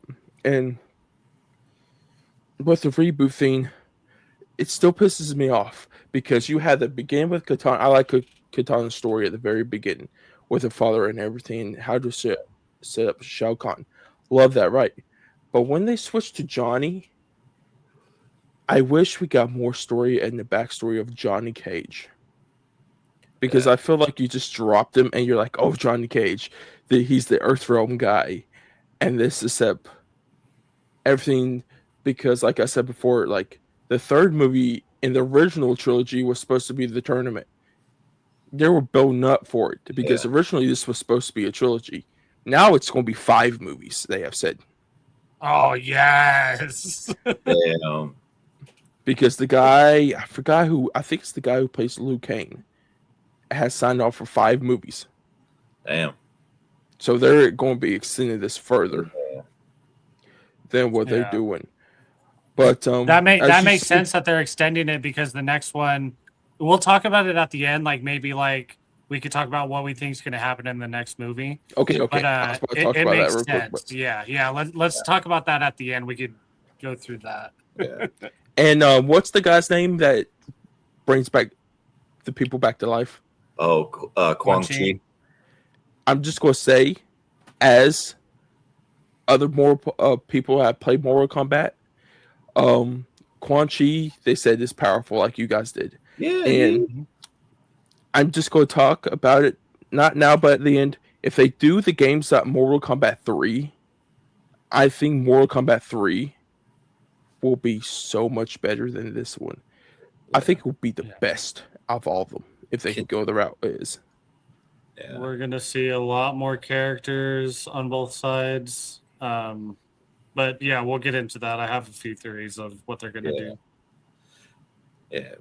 But can we talk about how Jax is fucking dead too? Like, what the fuck? Dude, I was just about to bring kind of the same kind of thing, right?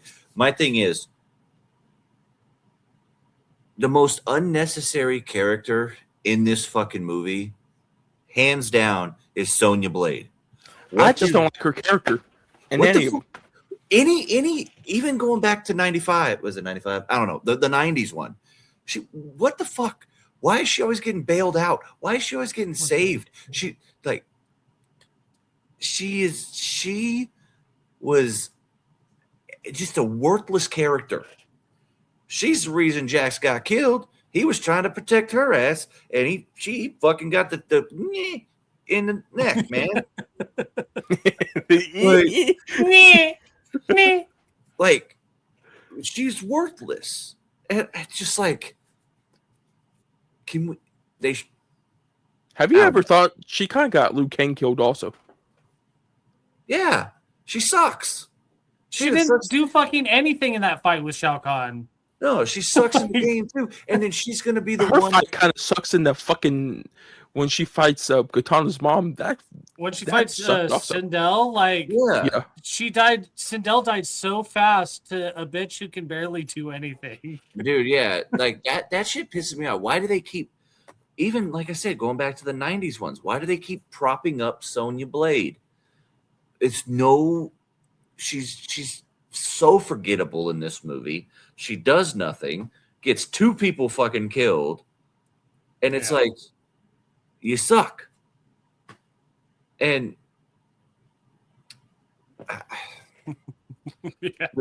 I just thought of something real quick.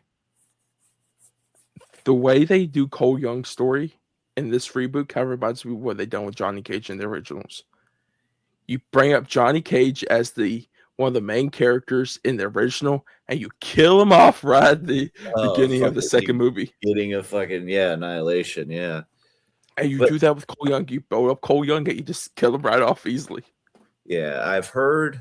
Like I said, we'll talk about it toward the end about what we think is going to happen. But yeah, Sonya Blade is just an absolute. Just she was one of the biggest issues for me in the movie because she didn't add anything. She took away from the scenes that she was in. I mean, no offense to the actress herself. I mean, it's the character that it's the script that she goes with, but it didn't do anything. Like, she didn't do anything. And I think Kano being in it was so much more fun than having Sonya in it. Yeah. Oh, real quick, can we just say during that sequence when they're trying to get the amulet, and when Jackson, dude, Liu Kang was piecing the fuck out of Dude, Shao. He was running the fade. Dude, he was running that shit, and then like he was on top of him, just like whoo. But dude, my favorite, the part that gave me the biggest goosebumps, there was two, but the main one was when he stood up and he's like, "I'm the last fucking I forgot the exact line, but he's like the last Power Ranger thing, the last fire dragon, and those fucking two fire dragons came up." I was just like, I grabbed my wife's arm. I was like, "Fuck," you know what I mean? Like, dude, yeah, it was so fucking good, man, and like that sequence itself was fucking so good until Sonya got in there. She fucked everything up because Jax lost his arm saving that bitch. Then lost his other arm saving that bitch. And then died. And then fucking got like, it just, I don't know. She was just a throwaway character. Like, I wanted more Jade than Sonya. Yeah. The Sonya. the Jade and Katana storyline was really good, I thought. Mm-hmm. I thought there was a lot of layers within that story that you could go, because technically they're sisters, sisters. Yeah. But I felt like it was just kind of mishandled, and they tried to like force Sonya in there, for whatever reason. That was one of my main gripes. What? Oh, now I gotta talk about this. Whoever wrote the script, I know it's made by Warner Brothers, but they love Warner Brothers because every damn joke that came out of Kano's mouth had to involve a Warner Brothers property. Dude, when he called fucking Chang Sung fucking Voldemort's nutsack, dude, or sorry, Quan Chi Voldemort's nutsack, dude, I lost it. That was so fucking funny. Who did he call Pennywise? I heard Pennywise in there. He called Him Quan Chi Pennywise, Pennywise too. He called him Pennywise, fucking Voldemort's nutsack. Like, Kano, looking back at it, I mean, I love Johnny Cage and I love Carl Urban himself. I think he's phenomenal, and I think he did a fantastic Johnny Cage. I got two things really. First, when they first introduced Johnny Cage in the movie scene, when that needle dropped a fucking rock you like a hurricane, that was so good. But I thought he did great. His back and forth with Kano was fantastic, but I do think Kano overshadowed him just a little bit. Like, thinking about it. Like comedy wise, Kano, the actor being like Australian and shit adds so much to it too. Yeah. It's it's so funny. Oh, did you guys notice? And I told my wife this and she's like, I have no idea what you're talking about. I was like, fine, whatever.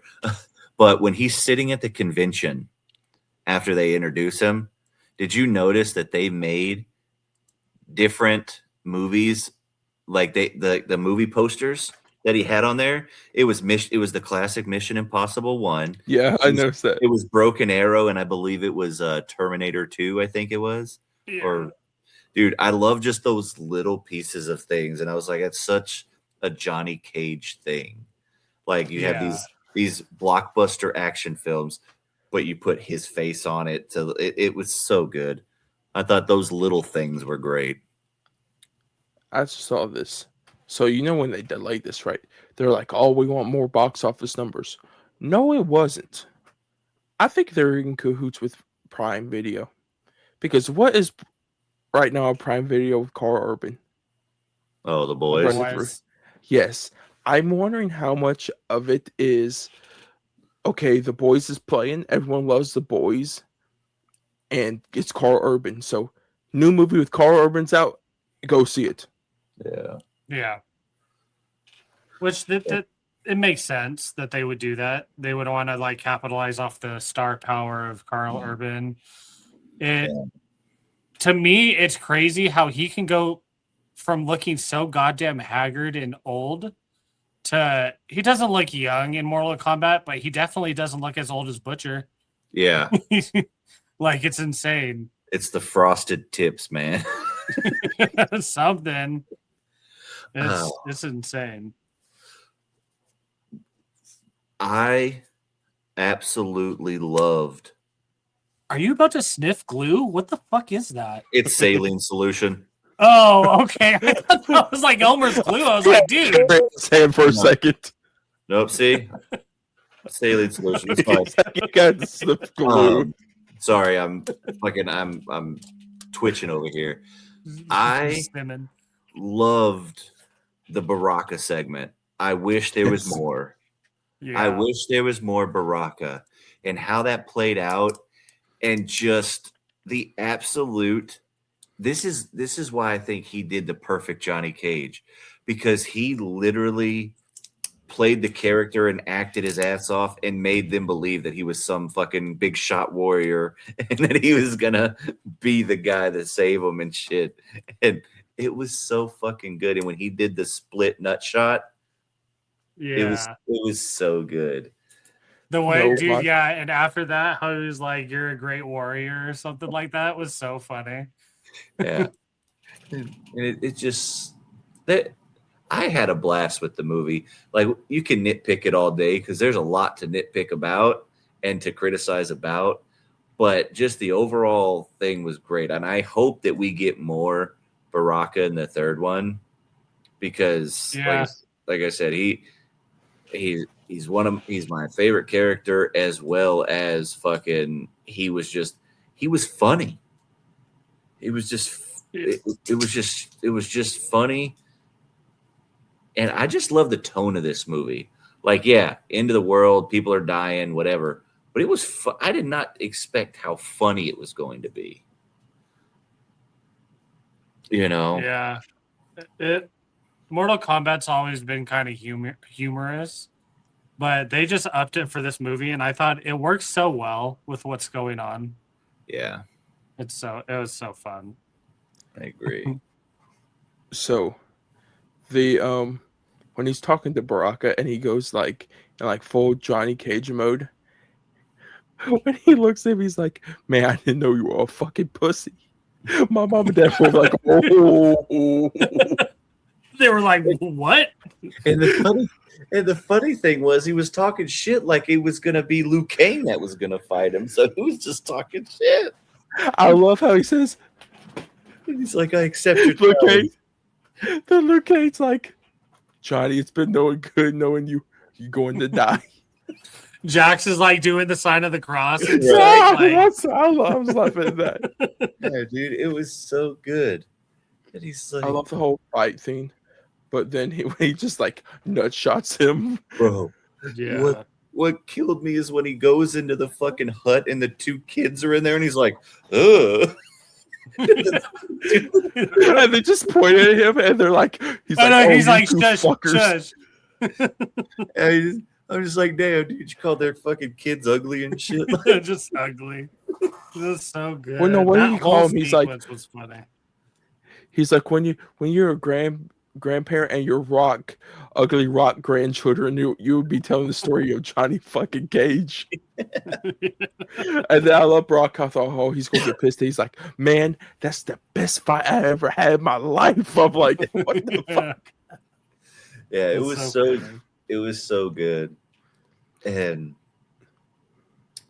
I did kind of like, I know people are saying like they put Johnny Cage like in the forefront. It should have been a Katana type movie or something like that. But I did like the progression that Johnny Cage had from the beginning of being like this alcoholic, washed up fucking actor who didn't remember that he's actually a fucking karate fucking star, you know, a fucking karate champion, and like actually has that stuff.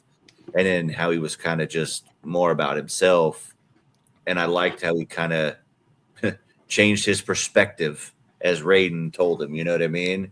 And like how it ended. And it was just like, it was more than just him and his ego, because that's all Johnny Cage is ego. And I liked how it kind of progressed into him going, oh shit, it's bigger than me. So I dug the character progression there. Like the hero's journey. Yeah. So it may have been a little cliche because you kind of knew what was going to happen, but I like how it paid off, because when he finally was like, you know, he was trying to find his powers the whole time. And he's like, I don't have powers. And then when he fucking did the slide kick at the end, when they were in Netherrealm, fucking when he get his powers.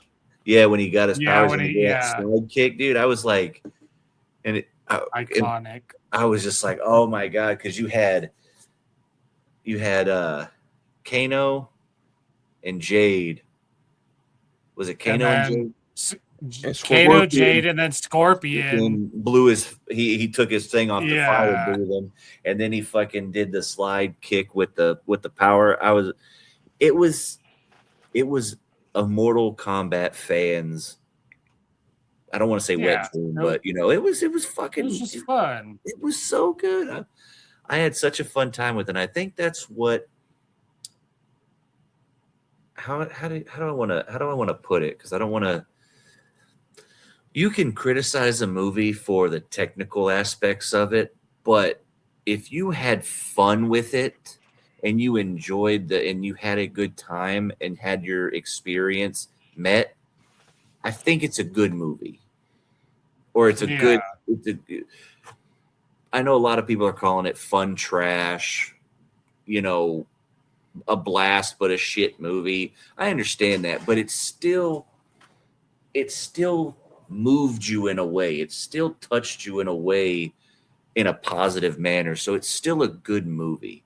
I can say it's a good movie for me. Yeah. Technically wise, story wise, yes, there needs to be some work, but it was a blast. I dug it. I dug it a lot. Yeah. And fucking hell. I liked all the iconic moves too. Like in the beginning when Jax, Liu Kang, and I think was it Cole were sparring, and Jax did the ground pound. I was like, yes, dude. Yeah. That's what I want to see. That's just feed me nostalgia. Yeah, they definitely up the they up the nostalgia, but they up the game mechanics. Yeah. Like in the fights, and they're like, Liu Kang with his fucking bicycle kick. Of course, you had Katana with her fucking fatality with that shit was sick with the spinning blades and stuff. You even had Scorpion fucking cut Noob in half, or one of the Noob. Like the shadow one in half. Yeah, that was so sick. And just because if I'm not mistaken, I think I can't remember what Mortal Kombat it is, but I think you can spit your guy out. If you're playing Noob Saibot, you can spit your guy out to take the damage for you. So when Scorpion was like, get over here, he spit it out. And so it didn't actually hurt him. I was like, those little things are what made me happy as far as like a Mortal Kombat fan. Yeah. And I loved all that shit. And I hope that they bring so many more characters in there. Like, I want to see. I've heard rumors. I don't know. I guess if you want to jump into kind of where people thinking and we're going to go. I want to talk about two things before we get into that. Yeah. I want to talk about the main ending fight between, what's her name again? Katana. And Shao Kahn. I like that fight. Especially once the amulet is gone and she knows that it's gone. Yeah. And when she slashes his throat and he's bleeding out and she uses that fan blade and goes against his helmet. Yeah. That was cool as hell. Yeah. The sparks flying. And when she takes the helmet off and she puts the fans aside and she opens it up and they're spinning and it just chops his head in half. Yeah. Yeah. And then, no. Do you have something about that? Yeah, about like, and once the crown fell and like you see that she's the winner and everything like that. When I don't know why it fucking hit for me, but I think it was because it went back to when she was a kid with her dad after she saw what happened when they were like, Queen Katana, and they start to bow. She's like, we don't bow for nobody up in this bitch. Like, we are a proud whatever fucking realm we are. And they stood up and they started cheering for her. Like, that shit I thought that was really cool. How during the fight with Shao Kahn, like the beginning when she starts like fighting him, it kind of mirrored her dad fighting him in the beginning with all the little cuts and stuff. Yeah. And I was like, dude, she's going to town. Like, that was fun.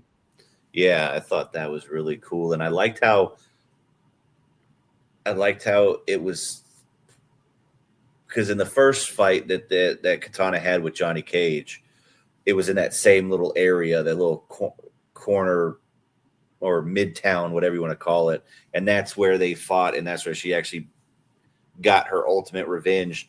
And real quick, I thought it was funny when Katana fought Johnny Cage and he stood up and he's doing the wobbly thing. And then Shao Kahn screams out, finish him. And she just lets him fall down, just like the game. Like the timer ran out. Like you be trying to, like when you're playing the game, you're trying to put your fucking. You're trying to put in the fatality and you just can't. And it just. So you just punch him or something. Like, I thought that was really cool in this, like the setting, and it was just all. I loved it. Yeah. I thought it was a good ass time. And then the last thing I want to talk about. Point? Yeah, I was like, it's the very ending of when when he's telling the story, and Sonya and Raiden come up to Johnny, and they're like, "What are you talking about?"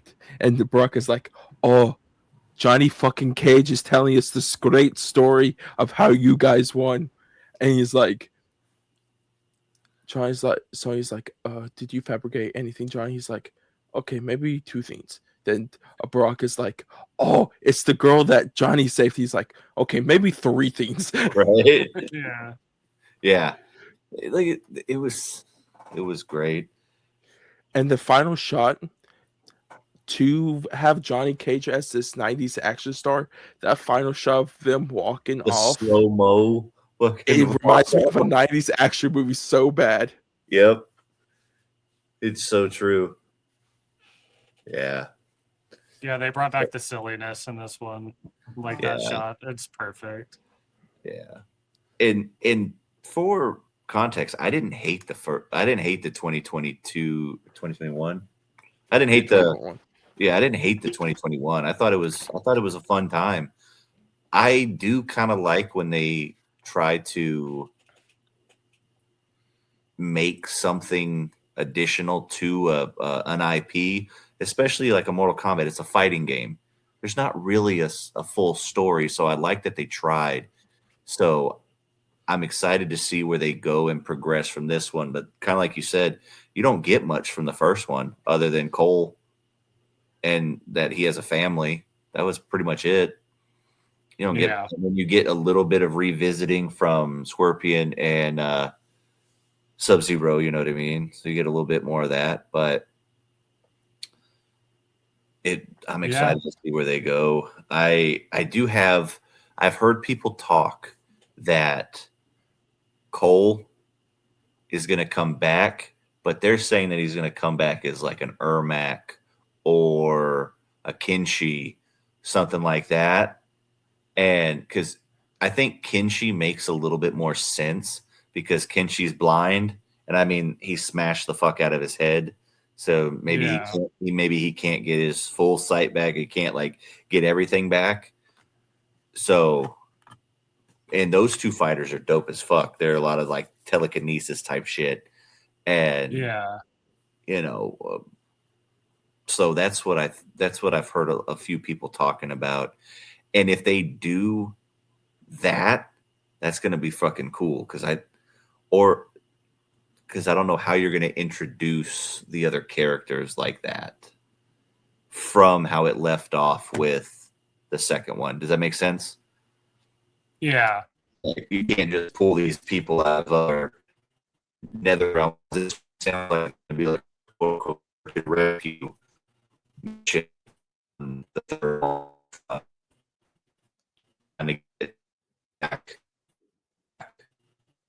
And is my internet going out? Oh no, I think Goobs' internet. Okay. I was like, okay, yeah.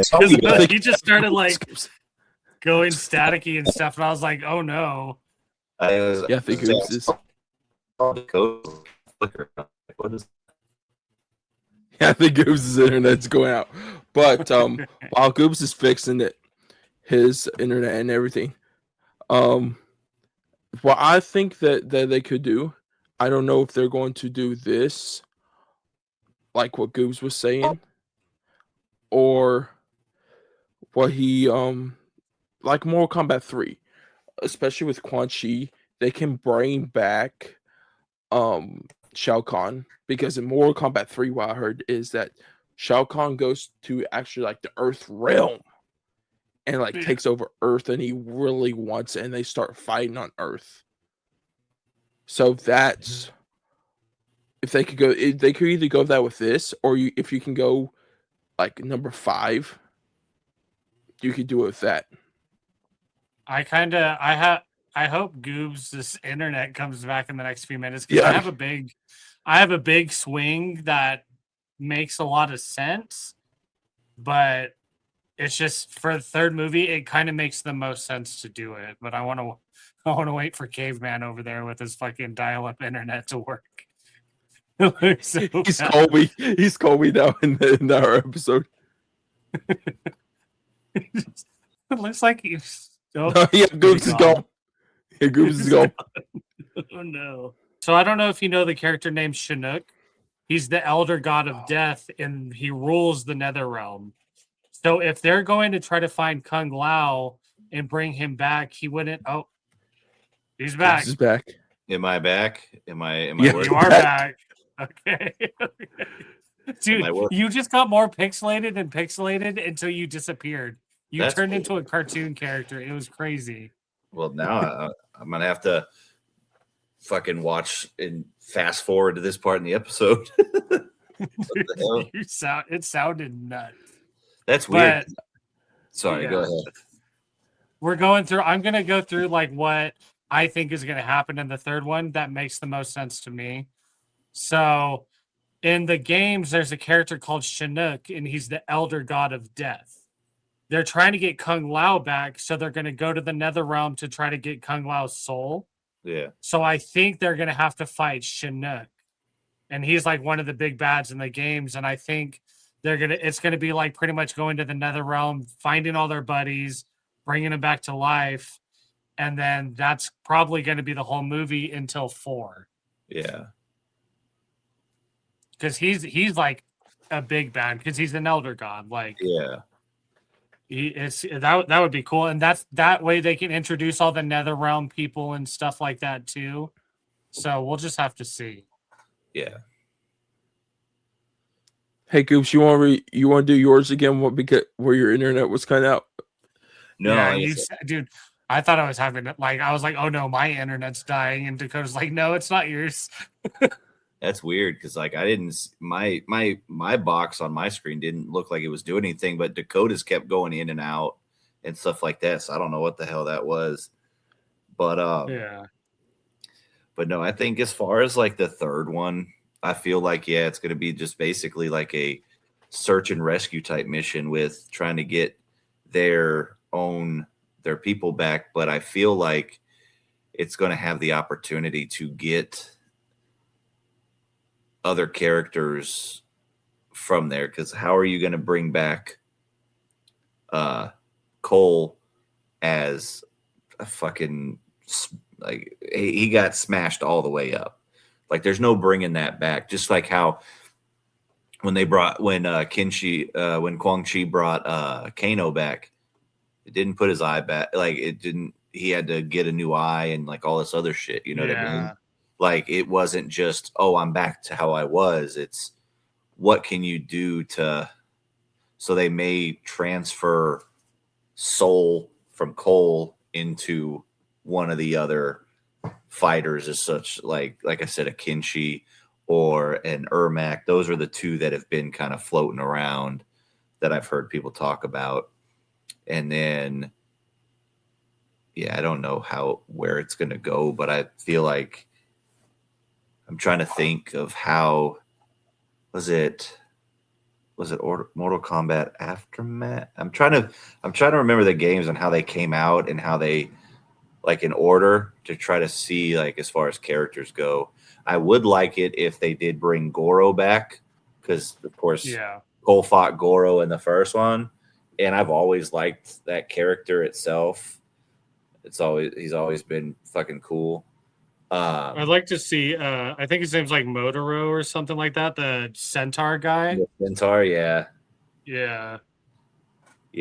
So I think honestly, this is gonna sound bad because I know a lot of people don't like when they do that, but the world is their oyster. I mean, they can figure out and do something that doesn't make any sense as far as a Mortal Kombat game, but it makes sense as a movie.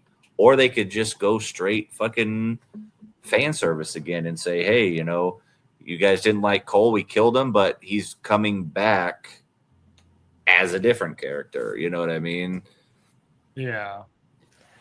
So, because it's got to be a soul, because you can't do the body, because to be honest with you, the way Shao Kahn like drags him off into the acid is kind of like being like, oh yeah, we're just like brushing you out of the story. His body gone.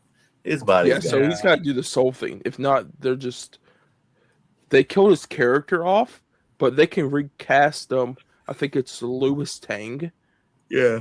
as another character, and it'll be like, oh, he kind of reminds us of Cole Young, but he's not. Yeah, they could make it like like kind of like how Bihan is Noob, but he's also Sub-Zero, but he's also a different kid. Like they could pull something like that off, I think.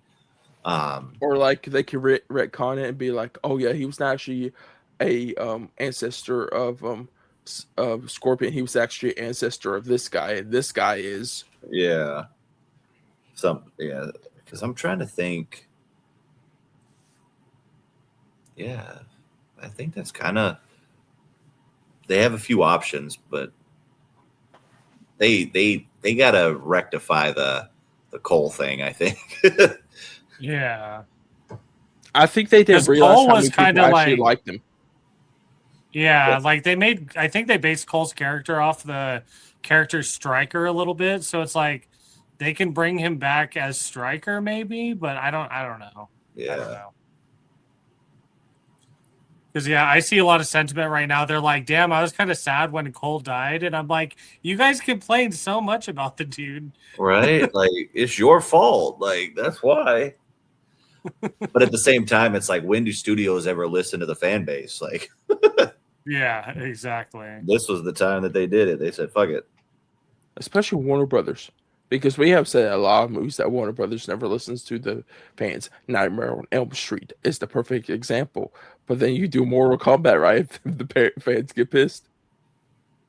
Yeah. And apparently, I forgot about this. I was just looking it up because Ermac himself, because I was trying to remember his like powers and stuff. He's a soul collector. So Yeah. with Cole dying, he could be the one that's like, I have his soul, and if you want it back, I'm gonna join your crew or whatever the fuck. You know what I mean? They could pull something like that, like Ermac is Cole because he has his soul, but he's not him himself. A lot of mental. Yeah, we'll definitely see Ermac in the next one. Yeah, We have to. Yeah, that dude is sick as fuck, man. Yeah, same with like some of the monsters, like I think the Oni, and there's another one. I can't remember. Yeah, I'm trying to think. What characters would you like to see come into the franchise? You know what I mean? Let me. I just looked at the box office. I want to see numbers. Meat. I want to see Meat as a character. I don't know if you've played. I think it's Armageddon. He's just a character made of meat. That'd be kind of cool to see. That's hilarious. I wish we saw more of Reptile. I think they used him too quick. Yeah, because in Melina. Melina. Melina would be cool. Yeah, because I'm trying to see. I want more Baraka for sure.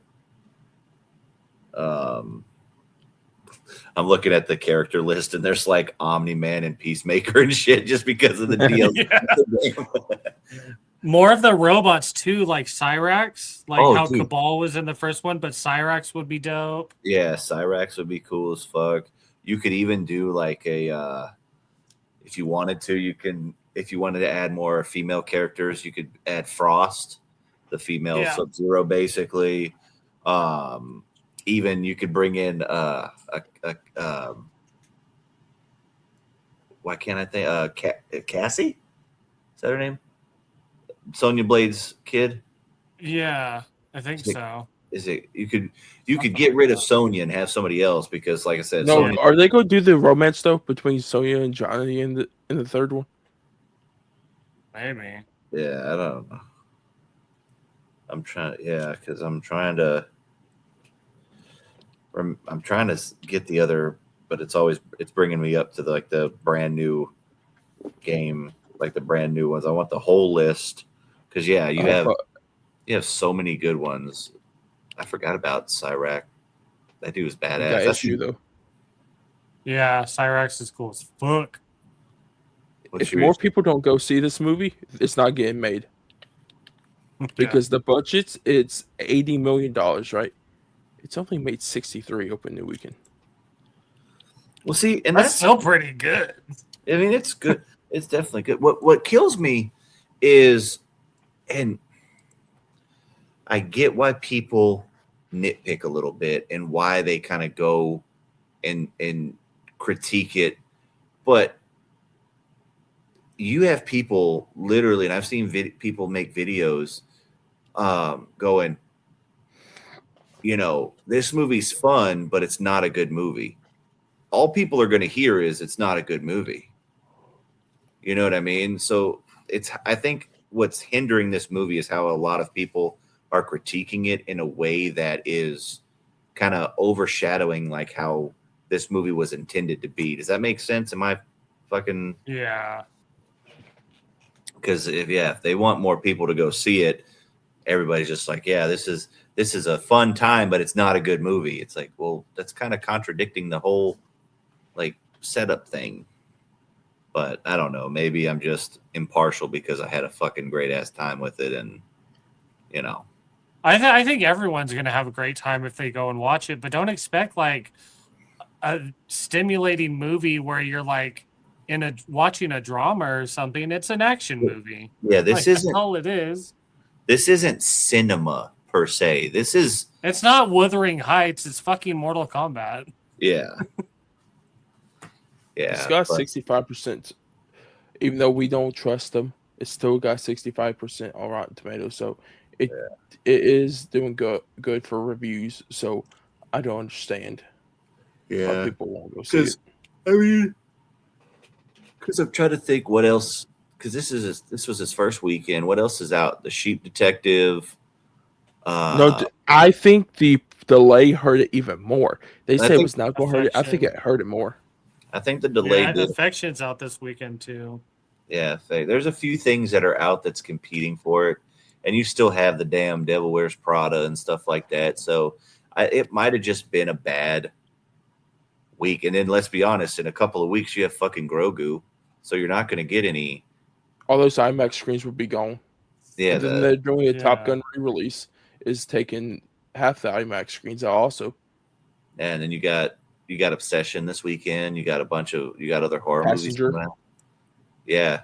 So it's as far as what was the budget you said? 80 million. So they have to have at least. Okay. Do you mean I'm gonna tell you? They have to at least make.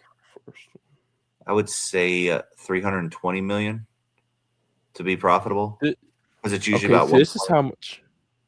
The first one was streaming and theatrical release.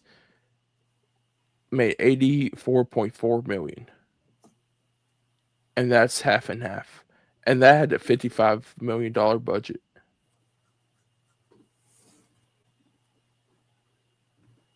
Yeah, because usually so they'll probably need to just make 100 million, and then they'll just make another one. Yeah, because if they want to, happy with it. Because if they want to actually like be profitable, it's usually between 1.5 and 2 times the budget. So if you're looking at 80, you're looking at 160 mil, 200 on the higher side, $1 million to be profitable. But even if you make, like you said, 100, 110, they'll still probably make it because why not? They did it with the first one, you know what I mean? Yeah. But yeah. Any final thoughts on the Mortal Kombat 2? Nope. Go see it. It's a fun time. It's so fun. I might go see it again this week just to waste some time. You know what I mean? When the girls are in school, just have another good time.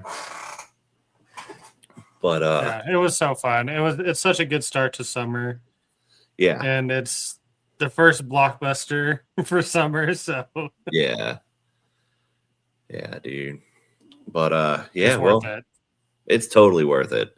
I've been telling people to go see it since I saw it, so definitely go check it out if you haven't already. Again, if you guys are watching the YouTube video, drop a like, let us know your favorite character in the comments section and what you thought about Mortal Kombat 2. Spotify, Apple, hit those 5-star ratings.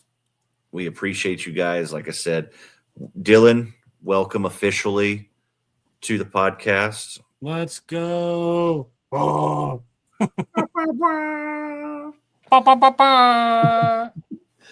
But we appreciate you guys. For myself, Dakota, Dylan, we thank you. We love you. And if as always, we'll see you next Tuesday. I'll see you next Tuesday.